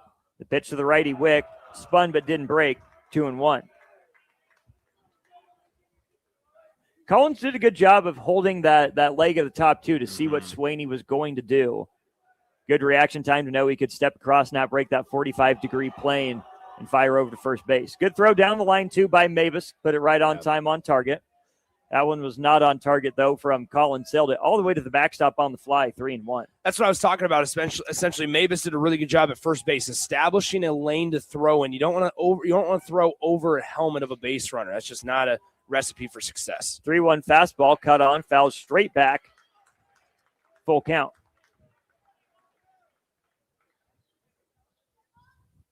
Wick didn't get a very good piece of that 3-1 pitch. He got another chance, though. 3 balls, 2 strikes. Base is empty. He had a 1-out walk by Swaney, but he was picked off. 3-2 pitch, way high. Christensen had to lunge for that one, so Logan Wick trots down with a 2-out walk. Collins' misses have been up and away to a righty from that left. He throws from that left side, so not necessarily getting close to hitting him, but up and away to a righty, and they've been bad misses. I mean, some have airmailed the catcher, some have airmailed the umpire's height and gone back to the net. He's got to dial it in here, especially with runners on base now. He was doing that in his 8 warm-up tosses before his official appearance as he'll kick and pick over to first. Wick scampers back standing. 2 outs in the inning now for Brady Parrish. Had a 1-out single back in the third, was stranded at third. Parrish a lefty. Good pitch there from Collins over the outer half. 0-1. There is such a thing as effectively wild. Collins doesn't throw that hard, certainly not as hard as Weimer's was bringing it home. A little different look here from a lefty. Collins set at the belt. He'll fire over to first again. Wick's got a pretty good read on it, not an overly aggressive lead either. Take his shuffle step and another half step to add to his lead. Collins brings it home. Rowan runs up and in on Parrish, who ducks out of the way. 2-1, or 1-1 rather. Yeah, Millard South now starting to go with a one-way lead over there at first. So they're getting a little bit larger of a primary lead because they know on first movement they're taking a step back. Parrish didn't want to do it, but he did offer at the high fastball, 1-2. Parrish was sitting on that fastball, ended up letter high, and he couldn't resist. Collins comes set. He's got count leverage now at 1 ball, 2 strikes. Brings it home to Parrish, just low, 2-2. Probably the best miss we've seen from Collins over the heart of the plate was low. Catcher Christensen was on top of it, so the runner Wick couldn't advance. Here comes the 2-2. Collins closes off his stance. Breaking ball up shoulder high, 3-2. Brady Parrish is battling there in that left-handed batter's box for Millard South. Patriots lead the Mustangs 2-0. We're in the top of the 5th. Full count, 2 outs. Wick will be in motion. Collins sends him retreating. That one flared over the head of Evans, and Brady Parrish comes through with a 2-out single. Now, Wick got caught in between, took an aggressive round of third. Hurley trying to run him down. Now Berkey with it, flips it to Evans. Wick stumbles again. Evans shovels to Collins. All right, let's do the That's going to be counting impossible. on this one. I'll go ahead and let you do the counting as we talk about it here. So Logan Wick, normally runners would be off with the pitch, Austin, but Logan Wick had to respect the fact that he had a left-handed pitcher on the mound, so he had to do a one-way lead back. So he wasn't able to go off of first movement because then Collins would have been able to pick off. He got a delayed start around second. Then he slipped about 15 feet, and it was an aggressive turn. Just got hung out to dry. A great throw by the left fielder to the second baseman at the time. And I don't know if you have all the numbers. I believe I do. I believe that was a 7.5461. Okay. So Parrish gets credited for the single and the base hit, but Wick's aggressive turn comes back to bite the Patriots. We will head to the bottom of the fifth inning. Millard North still in search of its first run. We'll be back in a minute on the ticket. Spring sports are here, and it's time to upgrade your equipment. But don't go rushing to your big box store. Play It Again Sports is your place to go for all spring sports equipment for baseball, softball, golf, and disc golf. Play It Again Sports has quality, slightly to gently used equipment, and 50% of their inventory is actually new equipment. And don't forget, buying from them is a great way to get new products with great discounts by also bringing in your used items for store credit or cash on the spot. Play It Again Sports at 48th and Vine. If you're a homeowner or a business owner, you have a lot of projects, and no one has an unlimited budget or time. Sunbelt Rentals makes all jobs less stressful with no need to purchase large equipment or hire a crew. You can do it yourself with rentals and everything from aerators and power rakes for spring yard work to stump grinders, concrete mixers, tile saws, and more. Check out their inventory in Lincoln, north of Cornhusker Highway on 56th Street, or online at sunbeltrentals.com. Back to more of the Class A State Baseball Tournament on 93.7 The Ticket. 2-0 Millard South leads Millard North. We have a Mustang running out to the bullpen there beyond center field. And yes, despite Millard's North mascot being a horse, it is not called the stable. It is still called the bullpen. Austin Norman, Nick Sainer here at Warner Park. 4.5 innings complete. For Millard North, it'll be Hurley, Johnson, and Burrish, 7, 8, 9 in the lineup here in the fifth. Mustangs had a golden opportunity after a leadoff single by Jackson Smith, who then swiped second. Made it to third, but was stranded there. First pitch from Jackson Corey of the inning, across for a strike. So Deacon Hurley's down, no balls and 1 strike. Millard South has had a couple of guys just lightly thrown in that bullpen, but I think, to use the horse and Mustang reference again, I think you ride this horse until he gets tired because Corey is dealing right now. Riding his horse like he's Paul Revere, making the ride between Lexington and Concord. He's ahead 0-2. How about Golden Tempo? Not running in the second leg. I know. It's a shame. Had that debate on air a while back. Corey kicks and fires the 0-2. Fastball right down the heart. Tied Hurley up. Surprised it wasn't a breaking ball. Hurley's down on strikes to begin the fifth inning. It's like the equivalent for college players opting out of bowl games. Yeah. Although I forget who I was on air with. I think it was Thirsty Thursday. Kevin Meyer said, there's a lot more money in these horses opting out and continuing the bloodline rather than getting hurt. That one chopped on the first pitch by Johnson over to shortstop. Wick across the diamond to Pennings in plenty of time. 4 pitches, 2 outs for Jackson Corey. Again, Nick, aggression at the plate from Millard North. Good pitches to swing at, just not able to accomplish what they want with it. So a backwards K and a strikeout brings up Alex Burrish, who flew to left. The foul out as Parrish had to cross the dividing line in fair and foul territory. Burrish, a lefty, awaits the pitch from the righty Corey. Corey's fastball just off the inside part of the plate, 1-0. Score stands. Corey would earn his second win of the state tournament. He was the pitcher of record for the Patriots against Westside in Game 1 back on Friday. Corey kicks and fires fastball for a strike, 1-1. Your Millard South are able to save some arms for Game 2.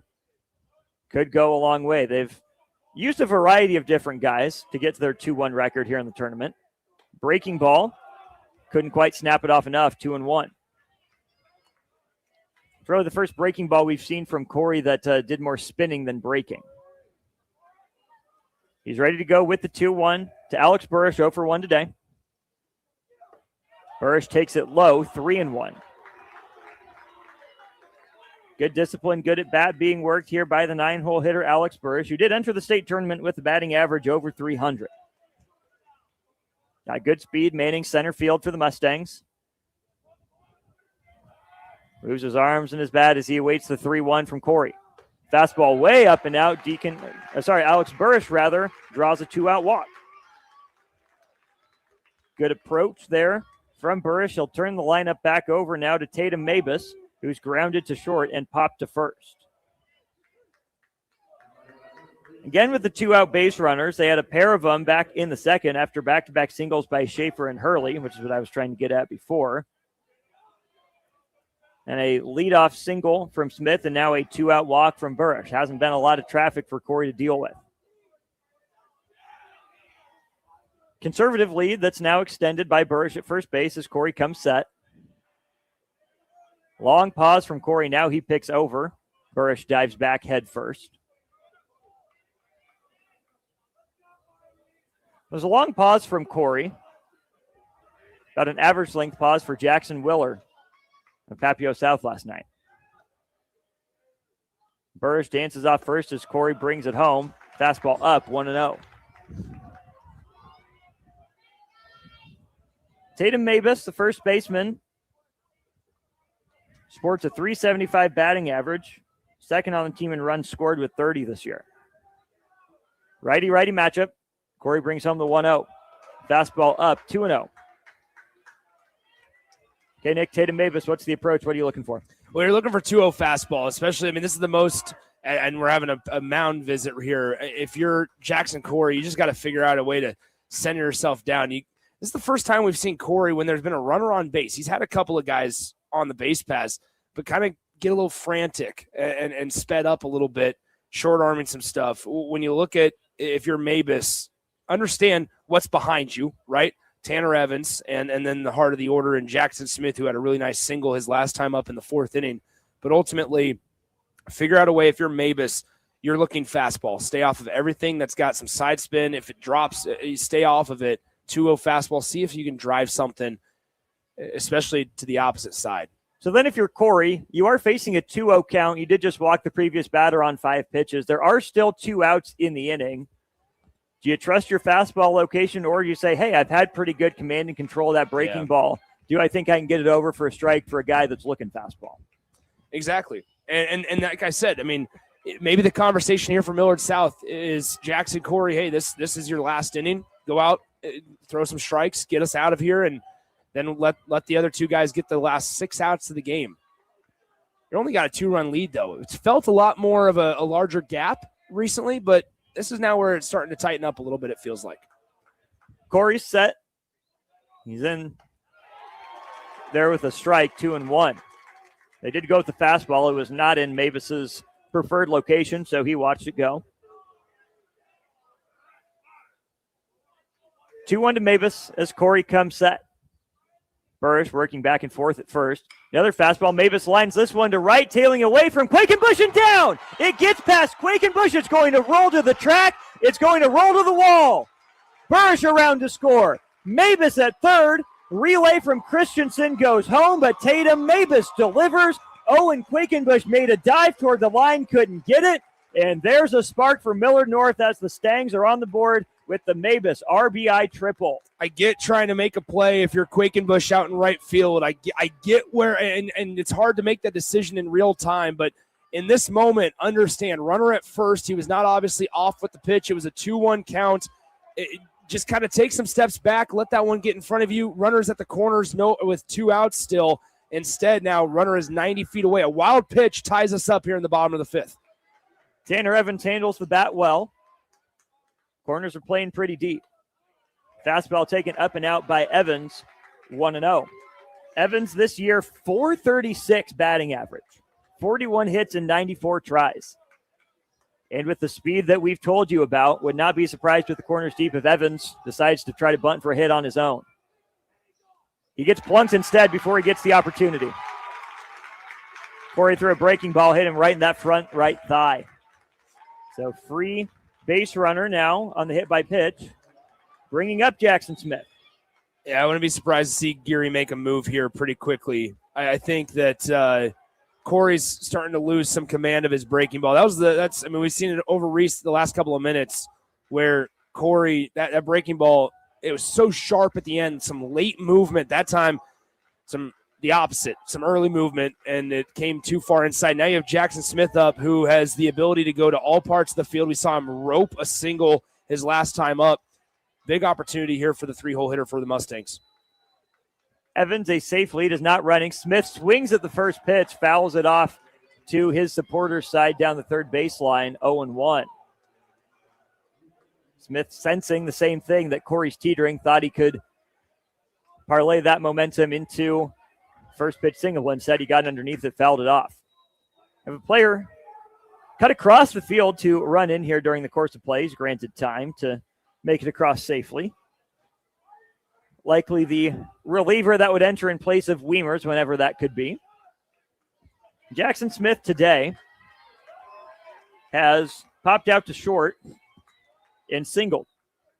He's up in a key spot here, the 3-hole hitter.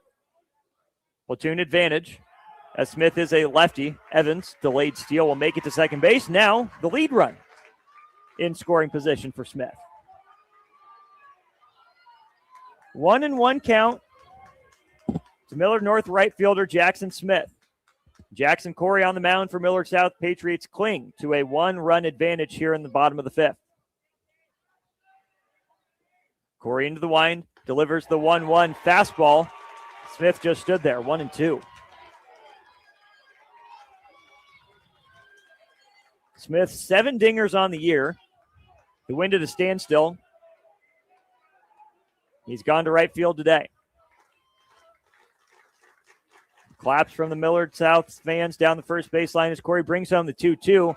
Mighty hack from Smith, fouled off to the screen. Still 1-2. This situation, you're feeling it. The intensity has taken a notch up here in the last 5 minutes of real time. Corey struggling to find the zone. I'd imagine this is his last batter regardless. Can he get him out of the inning here in the bottom of the 5th with a 1-run lead? Corey brings home another 1-2. Way out, it's going to trickle to the backstop. Here comes Mavis. This game is tied. So there he had it. I said it as soon as Quakenbush dove at that ball in right field. We talked about the situation. Instead of runners at the corner, still a 2-0 game with 2 outs. At that point, it could have been a situation to where it was still 2-0. That wild pitch right there ends up just getting 1 run in. Now, because of the decision to dive at a ball that was going to roll all the way to the wall, and it did roll all the way to the wall, because of that decision, it allowed Mavis to get a triple on that play, which meant the tying run could be scored on a wild pitch. I mentioned it, and that's exactly what happened. And now, same situation, even more pressure, though. We're tied 2-2. Evans is standing 90 feet away, where, I'll say it again, a wild pitch gives Millard North the lead. 2 balls, 2 strikes, 2 outs in a 2-2 ball game in the bottom of the 5th. Fastball taken just up and just out by Smith. Count runs full, 3 balls, 2 strikes. Pretty good pitch there by Corey, but Smith is a disciplined hitter. More than happy to take his walks. Full count, 2 outs. Evans just broke home. The throw home is in time. Tanner Evans is irate. He wants a review. What a gutsy move from Evans. He was in Corey's line of sight the entire way. He went home as Corey was still getting the signal. A great job of not panicking by Jackson Corey, as now Tanner Evans is asking, did Corey double clutch? Is he asking for a balk out of the windup? This is unbelievable. I love the decision there. Millard North, the entire half inning, when they've gotten a runner on third, they've acted like they're breaking home. Now, sometimes they can get the pitcher to kind of freak out and kind of go around every now and then. That's where the catcher, Durr, had no clue. The third baseman for Millard South, who is Blake McAndrews, was the one that yelled, step off. You have to step off the rubber and disengage to avoid a balk. Cody Kotick, I'm not sure how any of the umpires would be able to change this because they weren't. I mean, what a bizarre play. Bob Levac is furious on the third base side right now because Millard North thinks there should have been a balk. An attempted steal home here at Warner Park. My goodness, and it was close. I thought that maybe even Tanner Evans got under it to begin with. I mean, my goodness, great job by Jackson Corey staying composed, making an accurate throw. That's a lot harder than people will give him credit for. If Evans runs into fair territory, maybe he gets underneath it, but he stayed right there in the baseline, maybe on the foul side, putting him just that much closer to Carson Durr. All right, so we will head to the top of the 6th inning. We will go ahead and step aside, catch our breaths. New pitcher on the bump for Millard North. We'll tell you about him next. Attention, Nebraska sports fans. Are you ready to take your skills to the next level? The Army National Guard is looking for leaders who are dedicated, driven, and ready to make a difference. Join up and gain invaluable experience while serving your country with a flexible schedule, competitive benefits, and a chance to build a strong future. Learn more at nationalguard.com/Nebraska. Live here, serve here. The Nebraska Army National Guard. Guard the good life. The crack of the bat. Sizzling concessions. Yeah, that's the sound of summer at Haymarket Park. It's been that way for 25 seasons. And in this city, it's not a matter of if you'll catch a game, it's how many. Safe. That's because there's always something in play for Salt Dogs fans. From saluting our troops to Friday night fireworks, your local tradition plays on. Let's show summer how Lincoln celebrates 25 seasons. Get your tickets at saltdogs.com. Back to more of the Class A State Baseball Tournament on 93.7 The Ticket. Still trying to wrap our minds around what we just saw. An attempted steal of home with the heart of the order due up for Millard North. But the Mustangs do tie the game with a 2-spot there in the 5th. We head to the 6th. Carson Berkey on the mound for the Mustangs. And with the call, it's Nick Sainer. Thank you, Austin. I want to go back to that real quick because that's the other side. We talk about it all the time. Pitchers on the mound cannot get into a rhythm. Jackson Corey in that inning was much less, I should say he was much more rhythmic and robotic, and he was taking a lot longer every single pitch to deliver at home. That's something that on this stage teams are going to pick up on. Guys are in the dugouts charting it. Millard North was gathering. Hey, he takes a long time. Maybe we can catch him off guard.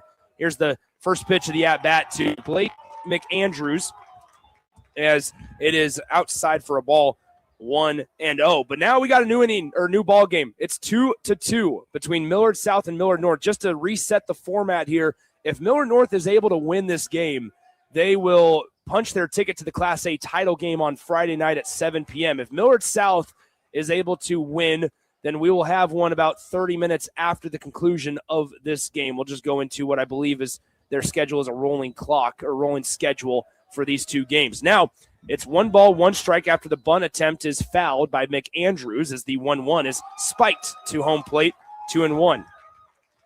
Let's see that mental toughness now on display for Millard South. I would say Corey did a good job of not panicking even as he tried to grind his way through that inning. Millard North should feel really good about putting 2 runs on the board, but with the way that inning ended, I'm curious to figure out the mentality of these two teams and see how they handle an emotionally charged moment.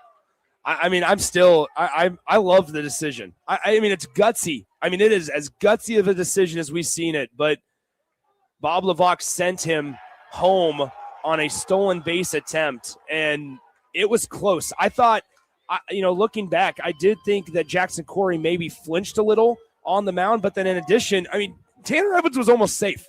He was close. As we have a leadoff walk, and now Millard South is going to try to get some juice inserted into their dugout here as they have their leadoff hitter on base with a leadoff base on balls. To bring up the catcher, Carson Durr, we're going to have a conference on the mound as Carson Berkey is the new pitcher, and Austin mentioned it as well. Carter Korth takes over at the hot corner at third base. Maybe we see Carson Durr lay a bunt down and test Carter Korth's awareness and reaction time off the bench. But kind of funny from Coach Levac there. The entire infield gathered. He said, "Nope, don't need you guys. Head back to your positions. This is just me and my pitcher and my catcher." Yeah, I just once again, I don't hate the decision, but this is where you're kind of just planting seeds and making deposits in the first 5 innings that's a decision that against Corey, Bob Levac, the head coach for Millard North, is working on back in inning number 2. Hey, every time we get a runner at third, we're going to act like we're breaking home when the pitcher comes set, and then especially when they're out of the windup and they can't necessarily pick off. But It's essentially we're going to act like we're breaking home. So then that way when the day we in the pitch we decide to break home, they don't think anything of it, and they're caught off guard, and maybe they do flinch and balk. I mean, that's stuff that's been deposits being made in inning 2, inning 3, inning 4 just to make it happen here in the 5th inning, and it almost was successful for Millard North. Can you imagine they take the lead in the state semifinal on a stolen base of home plate? I mean, that's just a stolen base attempt of home plate. It's unbelievable. No balls, 1 strike here to Carson Durr as he shows bunt, and he is unable to get it down as he whiffs at it. No balls and 2 strikes. And if you're going to do it with a guy, Tanner Evans is that guy. Probably runs as well as anybody on this Millard North roster. No balls and 2 strikes. Nobody out here in the top of the 6th inning. Nick Sainert alongside Austin Orman. Runner at first is McAndrews. Carson Durr, the catcher for Millard South, is in the box. Here's the 0-2. Swung on, fouled off sharply to the right side, and we'll do it again at 0-2. It's where you like having an older, experienced player like McAndrews in the box to start things for Millard South. Really steady things, see pitches against a new, fresh arm. And you trust him as a base runner, right? Fast enough, but not necessarily known for blazing speed over there. But just good veteran presence up and down this Millard South lineup. The runner at first goes, elevated fastball. It's for a ball. The throw down to second is not in time. I think it would have been an out at second base, but the second baseman was unable to hold on to that baseball. It popped out of the mid at the last second, and it trickled into shallow center field. And so with that, the runner for Millard South, McAndrews, moves up 90 feet and is in scoring position with nobody out here in the top of the 6th inning. And that's another big deal because since Durr is unable in this at-bat to at least sacrifice him over, that essentially works as a sacrifice while Durr will swing away. The 1-2 pitch, breaking ball, stays upstairs, 2-2. So this is where, if you're Carson Durr, the batter for Millard South, you can make up for not being able to get the bunt down earlier in the at-bat with a simple base knock here. Base knock might score McAndrews from second base. The outfield, especially in left field, playing rather deep. 2 balls, 2 strikes. The pitch from Carson Berkey with the runner at second. Fastball pushed to the right side. It's up in the air. It's in a Bermuda Triangle in foul territory, and it will fall on the grass just out of the reach of the first baseman, Mabus. And we will do it again at 2 balls and 2 strikes. That's where the second baseman, first baseman, and right fielder all converge into foul territory. And it was just out of the reach of Tatum Mabus, who was racing from his first base position. With where that's hit, probably Mabus's ball. Maybe Jackson Smith could get a step better jump and read on that one because he's not playing that far off the line, all things considered. I love the hustle. I love the effort from Mabus. In a perfect world, Smith reads that off the bat. He's on his horse. No Mustang pun intended, and he's able to make the diving attempt at that. The wind's picked up a little bit, according to the flags blowing in right center field. Here's the 2-2 pitch from Berkey. Swung on, grounded left side. It's going to go foul, and we will reset at 2 balls and 2 strikes. Nobody out here in the top of the 6th inning. Millard South scored 2 in the top of the 2nd. Millard North added 2 of their own in the bottom of the 5th, in part due to a triple for Millard North to right field after the right fielder for Millard South, Quakenbush, dove, and the ball rolled to the wall. 2 balls, 2 strikes, the right-handed pitcher, Carson Berkey. Right-handed hitter, Carson Durr. Who wins the battle of the Carsons? As Durr fouls it off left side yet again, 2-2. I want to mention this with McAndrews at second base as well. The previous foul ball, Durr chopped it pretty low and pretty slow. McAndrews broke for third, which is the right decision because even if Korth is able to get that ball with it hit in front of him, McAndrews knows he's not going to be able to see Korth turn around in time to get to the bag to tag him. So if he could steal 90 feet that way, that was his thought. The 2-2 swung on, fouled off again as it will fall into the student section of Millard South Patriots over on that first base side. Pretty substantial student section both ways. Yeah. Didn't get much of that in my high school days, but here in the state tournament, it's fun to see and fun to hear. Two sides are familiar with each other, having some fun going back and forth. Clash of the Millards. 2 balls, 2 strikes. Carson Berkey to Carson Durr, the Millard South hitter. The pitch on 2-2. Low and in the dirt. Great stop behind the dish by Christensen as he had to move to his right and body it in front of home plate. 3 balls, 2 strikes now. And Berkey if he surrenders a base on balls here to Carson Durr, Millard South has reapplied the pressure and turned the tables here. 3 balls, 2 strikes. Nobody out in the top of the 6th. Standing at second base is McAndrews in a 2-2 tied ball game. And Berkey needs to step off the rubber to reset.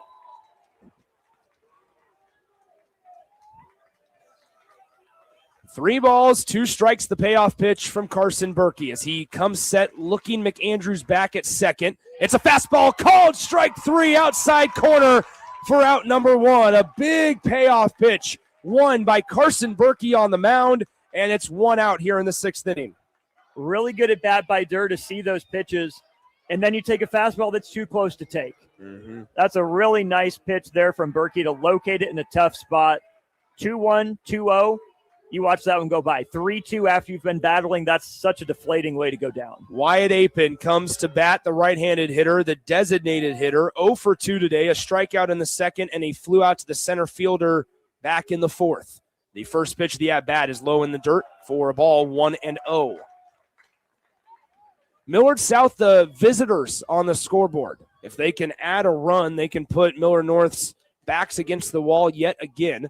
Remember, Millard North run-ruled this Millard South team on Monday 11-1. This one a much tighter contest as we expected, as Wade Apin spoils the 1-0 fastball foul to the right side, 1-1. And we talked about that on Monday. It was uncharacteristic of Millard South. We saw what they did against number 1 West Side both on Friday and then eventually what they did to eliminate the Warriors yesterday. This Millard South team lost in the districts to Creighton Prep.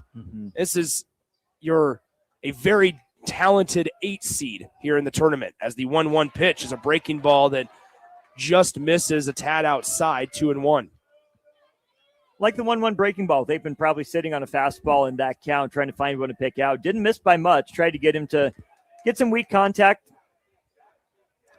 2 balls, 1 strike, 1 out. McAndrews almost broke for third. Berkey looks him back and forces a swing and a miss on a fastball just a tad outside. It's 2-2 now after Apin fans through it. Wyatt Apin, the designated hitter, hitting in the 6th spot for Millard South. In the bottom of the 6th, we will have 3, 4, 5 due up for Millard North. And it's imperative that Berkey can put up a 0 here for the Mustangs. 2 balls, 2 strikes. Berkey checks the runner 3 times, make it 4 times as he looks back home, and Apin now signals time, awarded by home plate umpire Cody Kotick. 2 balls, 2 strikes, 1 out here in the visiting half of the 6th inning. The 2-2, outside 3-2. Berkey's not making it easy. He's had a full count to all 3 hitters he's faced here in the top of the 6th inning. He walked the first guy, Blake McAndrews, struck out Carson Durr as he froze him on the outer part of the zone with a fastball. And now what happens on the 3-2 to Wyatt Apin? The pitch swung on. Fly ball to right field. Smith is behind it. He's able to corral it. The throw into third is going to force a retreat by McAndrews to second as Tanner Evans cuts that one off at shortstop for out number 2. Some really good right fielding going on today, at least on those fly balls down the line. Obviously, Quakenbush had the mistake in the previous half inning where he made the diving attempt that fell short on. But Quakenbush and Smith have both done a good job getting behind those fly balls to right field with the runner on second base. Typically, that's enough to do a job, moving a runner an extra 90 feet, but strong arms from both right fielders. So now Owen Quakenbush can make up for the mental lapse in right field just last half inning, as he is 0 for 2 today with a line out to the right fielder. Got a good piece of it deep into right field, but a better play by Jackson Smith as the first pitch of the at-bat is fouled off to the right side on a chopping ground ball, 0-1. But he can make up for everything and give Millard South the lead potentially with a base hit into the outfield. Blake McAndrews stands at second base after he walked to start the inning and then stole second base. Here on a no ball, 1 strike count with 2 outs in the top of the 6th. Berkey comes set at the belt. The right-handed pitcher kicks and fires, and it's down and into the lefty Quakenbush. Christensen got banged up on the inner thigh with that ball in the dirt, and it's 1-1. Notice McAndrews out at second base, taking a deep lead, creating some depth on his lead so it makes the turnaround third potentially easier. The 1-1. Grounded, left side, Evans fields it, charging, takes a pro hop across the diamond. Did he get there in time? It's out at first.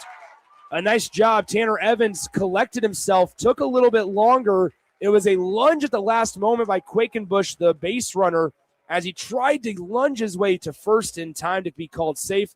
But first base umpire Joe Geisick says that the throw was in time. 6-3 on the ground out, and we go to the bottom of the sixth with your score tied 2-2. Hitters 3, 4, 5 due up for Millard North in the home half of the sixth inning. We'll step aside and come back in 1 minute here on the ticket. At Raising Cane's, we focus on making the most craveable chicken finger meals, getting them right every time.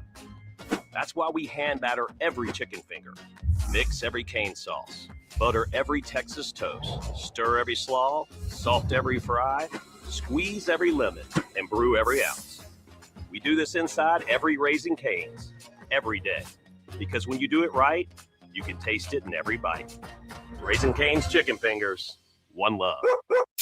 Are you looking for an exciting new way to put your skills to work? Explore new career options in the fintech industry at Currency, a Sandhills global company. We offer full-time positions in financial sales, compliance, operations, and other fields. We also offer a 4.5-day work week, an attractive benefits package, and opportunities for advancement. Put your motivation to work and grow with us at Currency. Visit gocurrency.com/careers to learn more. Back to more of the Class A State Baseball Tournament on 93.7 The Ticket. All right, here we go. Big opportunity for Millard North in the home half of the sixth inning. We are tied at 2. Jackson Corey comes out for another inning of work for the Millard South Patriots, and he's going to be faced with a tall task of the middle of the order, the heart of the order. Hitters 3, 4, 5 due up for the Mustangs in the bottom of the sixth inning. Jackson Smith leads us off as the first pitch of his at-bat is a breaking ball across Broadway for a strike, 0-1. Jackson Smith was the batter when Tanner Evans attempted to steal home in the bottom of the fifth inning, was called out at home. And the 0-1 pitch now is a fly ball. It's going to stay in the infield. It's a mile high as it finally comes down. Caden Pennings drifts into foul territory about 45 feet up that first baseline to make the catch for out number 1. Great job tracking it. A little bit of blue, but a lot of gray clouds up there in that sky. When it's hit up that high, the wind can do some funny things to it, blowing in a little bit. Great job tracking it by Pennings running through it. A big first out, leadoff out for Jackson Corey on the mound as he gets Jackson Smith down on the fly ball. That brings up the cleanup hitter, the catcher, Maverick Christensen. Christensen 0 for 2 with 2 flyouts today as he takes ball 1 down and in, 1-0. Christensen flew out to the center fielder in the second, flew out to the right fielder, Quakenbush, in the fourth, and here he's ahead at 1-0. The pitch up and in for a ball, 2-0. Millard North wins. We will have an extended break and send it back to our studios for regularly scheduled programming until 4 p.m. If Millard South is victorious today in this first game, then we will have a second game between these two teams and what's going to be, I'm sure, a little more intense than we experienced to start this one even. That'll be a winner-take-all. Winner goes to the state title. The loser season is done. 2 balls, 1 strike. The pitch to Christensen from Corey is a breaking ball that stays just a tad outside. The Patriots supporters down that first base line didn't like that call, but home plate umpire Cody Kotick says it stayed out. 3 balls, 1 strike, 1 out here in the home sixth. Corey out of the windup, comes set. And the 3-1 is a ball 4. Ball 4, a 1-out walk issued to Maverick Christensen. I would imagine that a courtesy runner will come on out for the Mustangs catcher, and they will. It is going to be, I think that's number 18. If so, that's Bennett Phillips, the sophomore, and it is. Bennett Phillips, a sophomore, will come in and courtesy run. I love, also just mentioning a side note here. I mean, in a moment and on a stage like this, you get we saw a freshman come in and have to play second base yesterday. Today, a sophomore these are young guys, maybe not a lot of varsity experience other than just running and base running, that on the biggest stage in a 2-2 state tournament game, their run matters quite a bit. With one out, that brings up Carson Berkey, who's now pitching. And what a big moment here, Nick, for a guy like Phillips, right? Yeah. You're in a veteran dugout. A lot of guys who are here that know what happened last year, falling just short. You have your chance to make a mark and set yourself up for success next year by doing the little things that you've been asked to do. First pitch to Berkey is in there for a strike, called strike, 0-1. So Berkey is now pitching defensively. That they moved and brought Carter Korth in off the bench. So Korth replaces the designated hitter later in the lineup for Cam Johnson. So we'll see Korth get his first at-bat in a few moments. But first, it's an 0-1 pitch to Carson Berkey. And it's up and away for a ball, 1-1.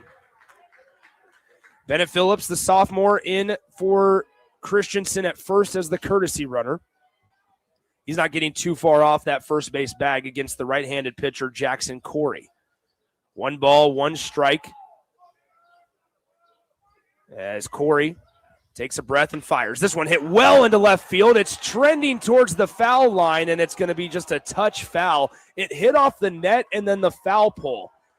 And so, I mean, it was just a touch foul. Bennett Phillips was on his horse getting close to second base. If that would have touched in fair territory, Millard North might have taken the lead on a 1-out base knock. Extra bases was on the mind of Carson Berkey, but instead it's a foul ball, 1-2 coming up. He sees ahead of it just a little bit.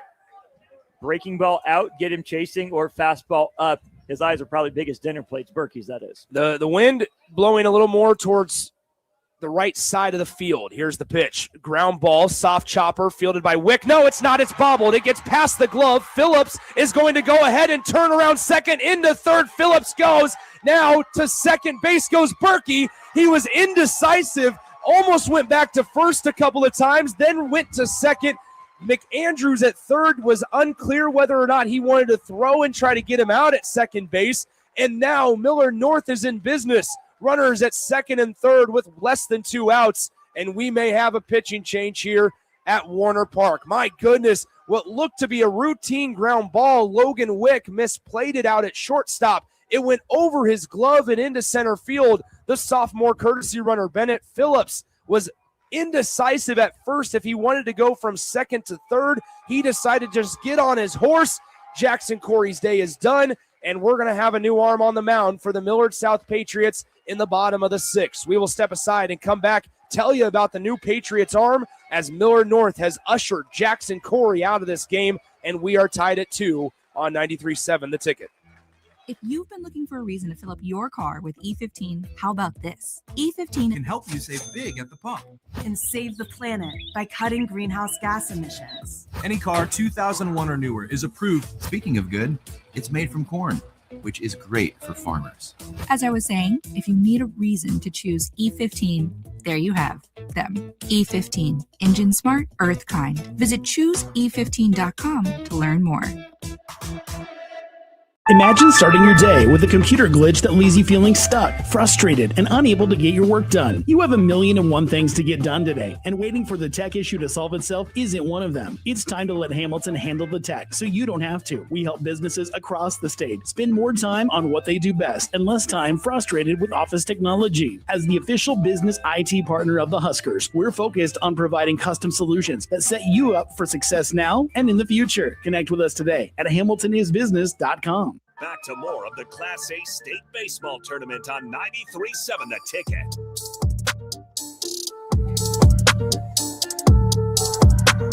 All right, you wanted late game antics. Here we are as we are in the bottom of the 6th inning. Millard North, who trailed 2-0 up until the bottom of the 5th. They scored 2 runs in the bottom of the 5th inning against Jackson Corey. They tried to take the lead on a stolen base attempt of home, but were tagged out to end the bottom of the 5th. Here in the bottom of the 6th, their leadoff guy flew out to the first baseman, and then a 1-out walk and now a 1-out error has put runners at second and third for the Millard North Mustangs with just 1 out here in the bottom of the 6th inning. A new pitcher on the mound. It's Millard South's Brody Balkovic. Balkovic, here's what's crazy. had thrown against Millard North on Monday. He went an inning and a third. He allowed 2 runs and struck out 1 Mustang hitter on 2 hits allowed as well. Millard South is going to play with the infielders at the cut, try to cut down Bennett Phillips, the runner who's at third, and stepping into the box, it's Caden Schaefer, who flew out to the center fielder his last time up. 1 out in the bottom of the 6th inning. Here's the pitch. Swung on, grounded left side. It's through for a base hit. Millard North takes the lead. 1 run will score. Levac is waving. Berkey around third. He scores standing. It's another 2 spot in the bottom of the 6th inning for Millard North, and they take a 4-2 lead on a 1-out, 2 RBI single off the bat of Caden Schaefer. The error comes back to sting the Patriots. Not even the toughest hop for Wick. He's made that play many times before. Took his eyes off it, wanted to get it over to first, and now his team trails by 2. What a spot for Caden Schaefer. First pitch swinging. What a rude way to greet a pitcher. A huge spot for the Sangs. You mentioned it. The error comes back to Burnham, but also how did Maverick Christensen, that turned into Bennett Phillips as the courtesy runner, get on? It was a walk. A walk and an error in back-to-back batters has now allowed a 1-out single to score the what could be game-winning RBIs for the Millard North Mustangs here in the bottom of the 6th inning. The 1-0 offering to Deacon Hurley is outside 2-0, and now if you are Brody Balkovic on the mound, you got to figure out a way to get out of this one and limit it to just 2 runs here for the Mustangs in the bottom of the 6th, because Millard South will now be down to their final 3 outs. Here's a runner attempting to swipe second base, and it looks like he's in there safely. Caden Schaefer steals second on a low throw by Carson Durr behind the plate. It was a called ball, and so 3 balls and no strikes coming up to Deacon Hurley. Schaefer fortunate he had his hand still on the base. Overslid it a little bit, got a really good jump, really good break. Nearly slid past the bag, but was able to keep that backhand on. The 3-0 offering from Balkovic. It is in there for a strike, 3-1. I would watch Schaefer out at second base. He's got a really good timing and really good read on Balkovic right now. He was probably 20 feet off that second base bag when Balkovic decided to go home.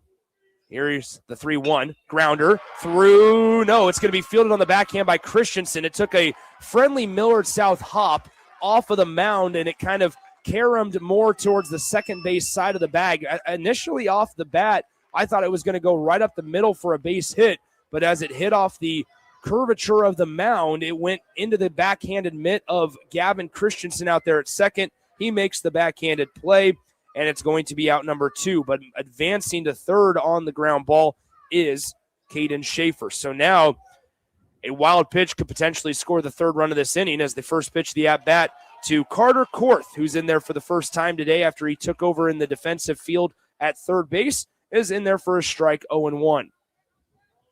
No balls and 1 strike, 2 outs here in the bottom of the 6th inning. The pitch from Balkovic, swung on line left side, fielded on the 1 hop by McAndrews at third, and he throws it accurately across the diamond in time for out number 3. But my goodness, what an inning and response these last 2 times up at the plate for the Millard North Mustangs. They scored 2 in the bottom of the 5th, and now they add 2 in the bottom of the 6th inning to take a 4-2 lead, and Millard South is down to their final 3 outs in their season. We come back and have the top of the 7th inning for you right here on 93.7 The Ticket. If you're a homeowner or a business owner, you have a lot of projects, and no one has an unlimited budget or time.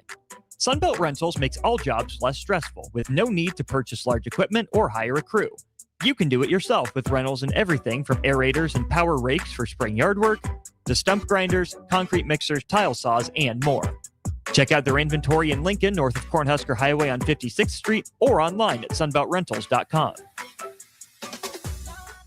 Spring sports are here and it's time to upgrade your equipment. But don't go rushing to your big box store. Play It Again Sports is your place to go for all spring sports equipment for baseball, softball, golf, and disc golf. Play It Again Sports has quality, slightly to gently used equipment, and 50% of their inventory is actually new equipment. And don't forget, buying from them is a great way to get new products with great discounts by also bringing in your used items for store credit or cash on the spot. Play It Again Sports at 48th and Vines.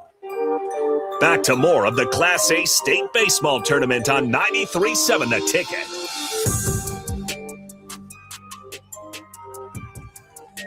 I am Nick Sainer. He is Austin Orman from Warner Park as we are ready to go in the top of the 7th inning. Your score, Millard North 4, Millard South 2. And my goodness, what a response by the Mustangs in the home half of the 6th inning as the first pitch of the 7th inning by Carson Berkey to Caden Pennings is in there for a called strike, 0-1. What looked to be a Millard South trending win in these later innings has now turned on its head as Millard North was able to score 2 in the bottom of the 5th, 2 in the bottom of the 6th, and now 0-2 the count to Millard South 8-hole hitter Caden Pennings. Carson Berkey sets and fires. It's a chopping ground ball to the third baseman, Carter Korth. He fires across the diamond in time for out number 1. 5-3 on the ground out as now that brings up 9-hole hitter Gavin Christensen.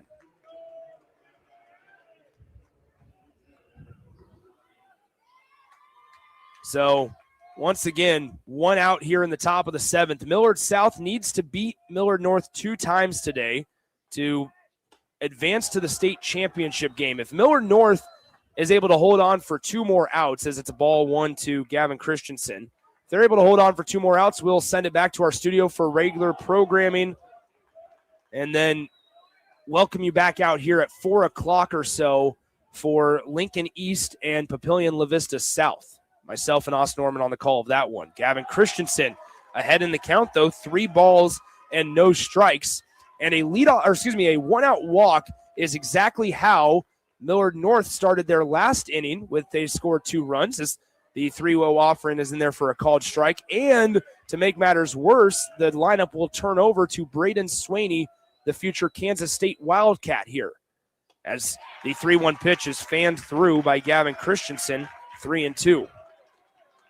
Berkey had a rough go of it there in the 6th, was able to keep Millard South off the scoreboard. The 3-2 pitch, called strike 3 on the outside corner, and Millard North can taste their 2nd consecutive championship berth as they are just 1 out away here in the top of the 7th.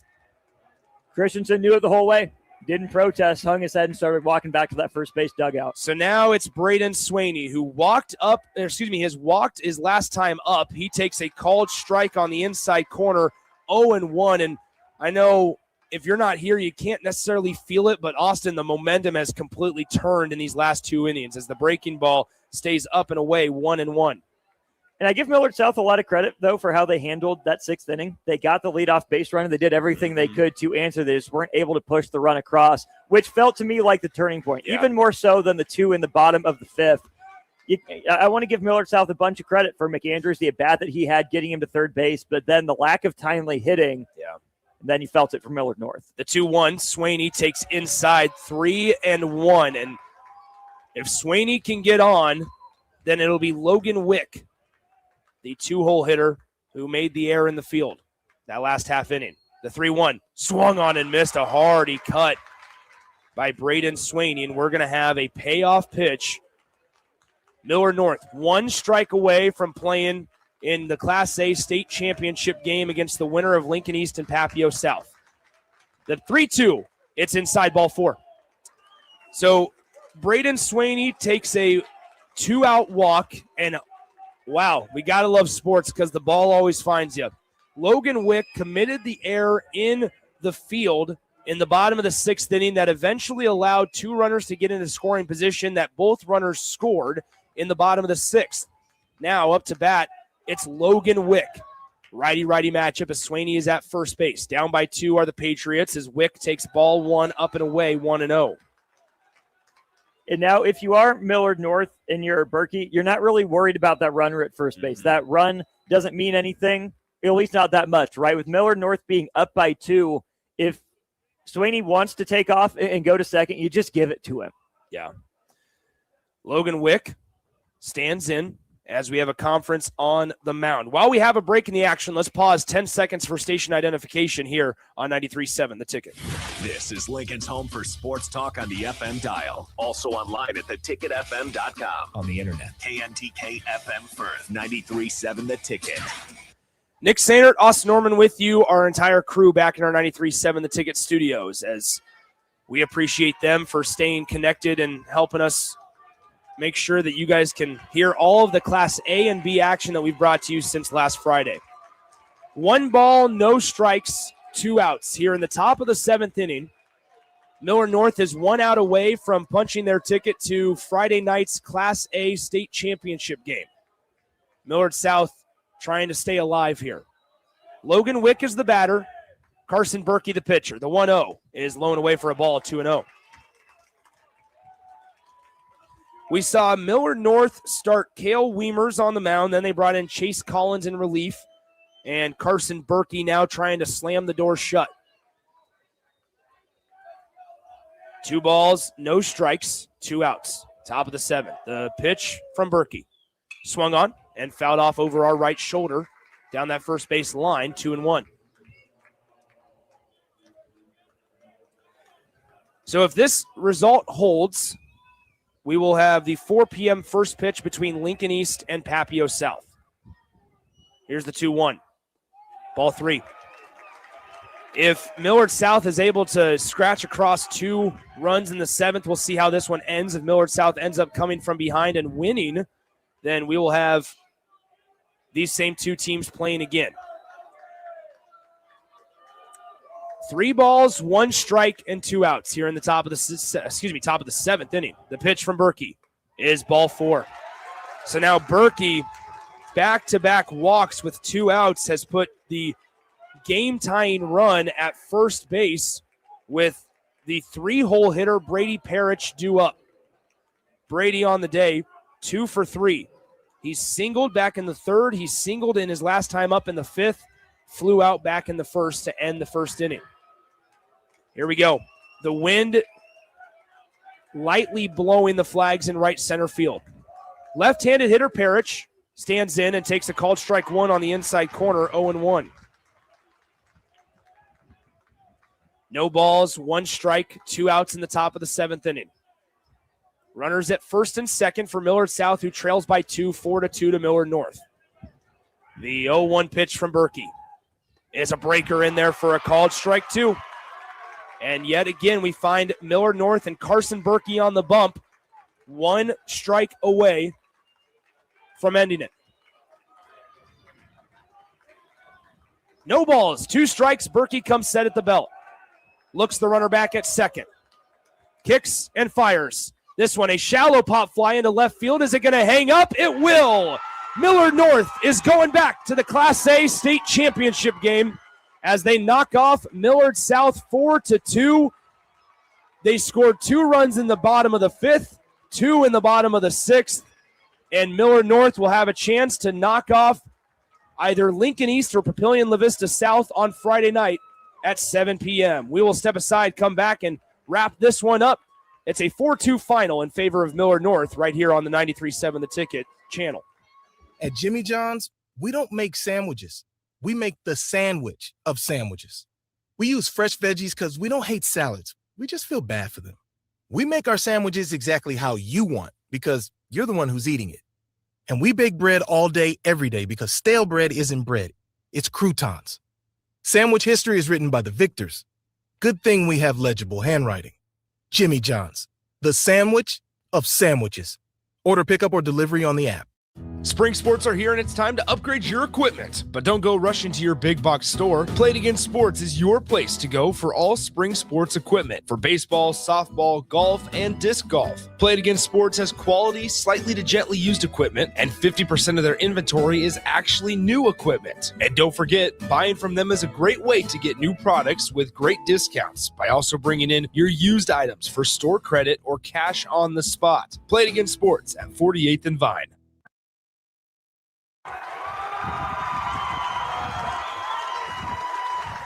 Welcome back into Warner Park. Nick Sainert, Austin Orman with you as we are settled on one side of the bracket for the Class A state championship game. As Millard North is going to have a chance to avenge their loss last year in the title to Lincoln East, as they will play the winner of Lincoln East and Papillion La Vista South on Friday night at 7 p.m. Bob Levock's team is going back to the state championship as they win 4-2 over the Millard South Patriots. Austin, through innings 1 through 4, it looked like Millard South was going to force an elimination game immediately after this one. But then in the bottom of the 5th, Millard North able to score 2 runs. And then in the bottom of the 6th, a walk with 1 out and then a error by the shortstop Logan Wick allows those 2 runs to score. And it's a 4-2 final in favor of the Mustangs. It was a 2-out walk to Bursch that started that rally in the 5th. Then, of course, you have Mavis smack that ball to right field. The first misplay, not an error on Quakenbush, but certainly a misplay. Couldn't find a way to keep it in front, led to the first run, then a wild pitch. Then a drama with Tanner Evans where Millard North was a couple hairs away from taking the lead right then and there. Millard South had an opportunity then with the leadoff base runner. Blake McAndrews got on. They weren't able to push him across. In that case, yeah, he still had 6 outs to get, but you would have felt pretty good about your chances. And then there in the bottom of the 6th inning, the 1-out walk that Christensen drew to your point, then the error, kind of reminiscent of what happened with the Houston Astros back in 2015. Off the mound over the glove of the shortstop, led to a big inning, ultimately turned the tide of this one. And for Millard North, relentless, right? Wasn't easy for them necessarily in making it back to the state championship game. Took extra innings to beat Creighton Prep the first time before Maverick Christensen walked it off. Beat the brakes off of the Patriots here a couple days ago, and then found themselves in a dogfight. But you see that championship mentality and pedigree really shine through. They'll get another crack at it in a couple days.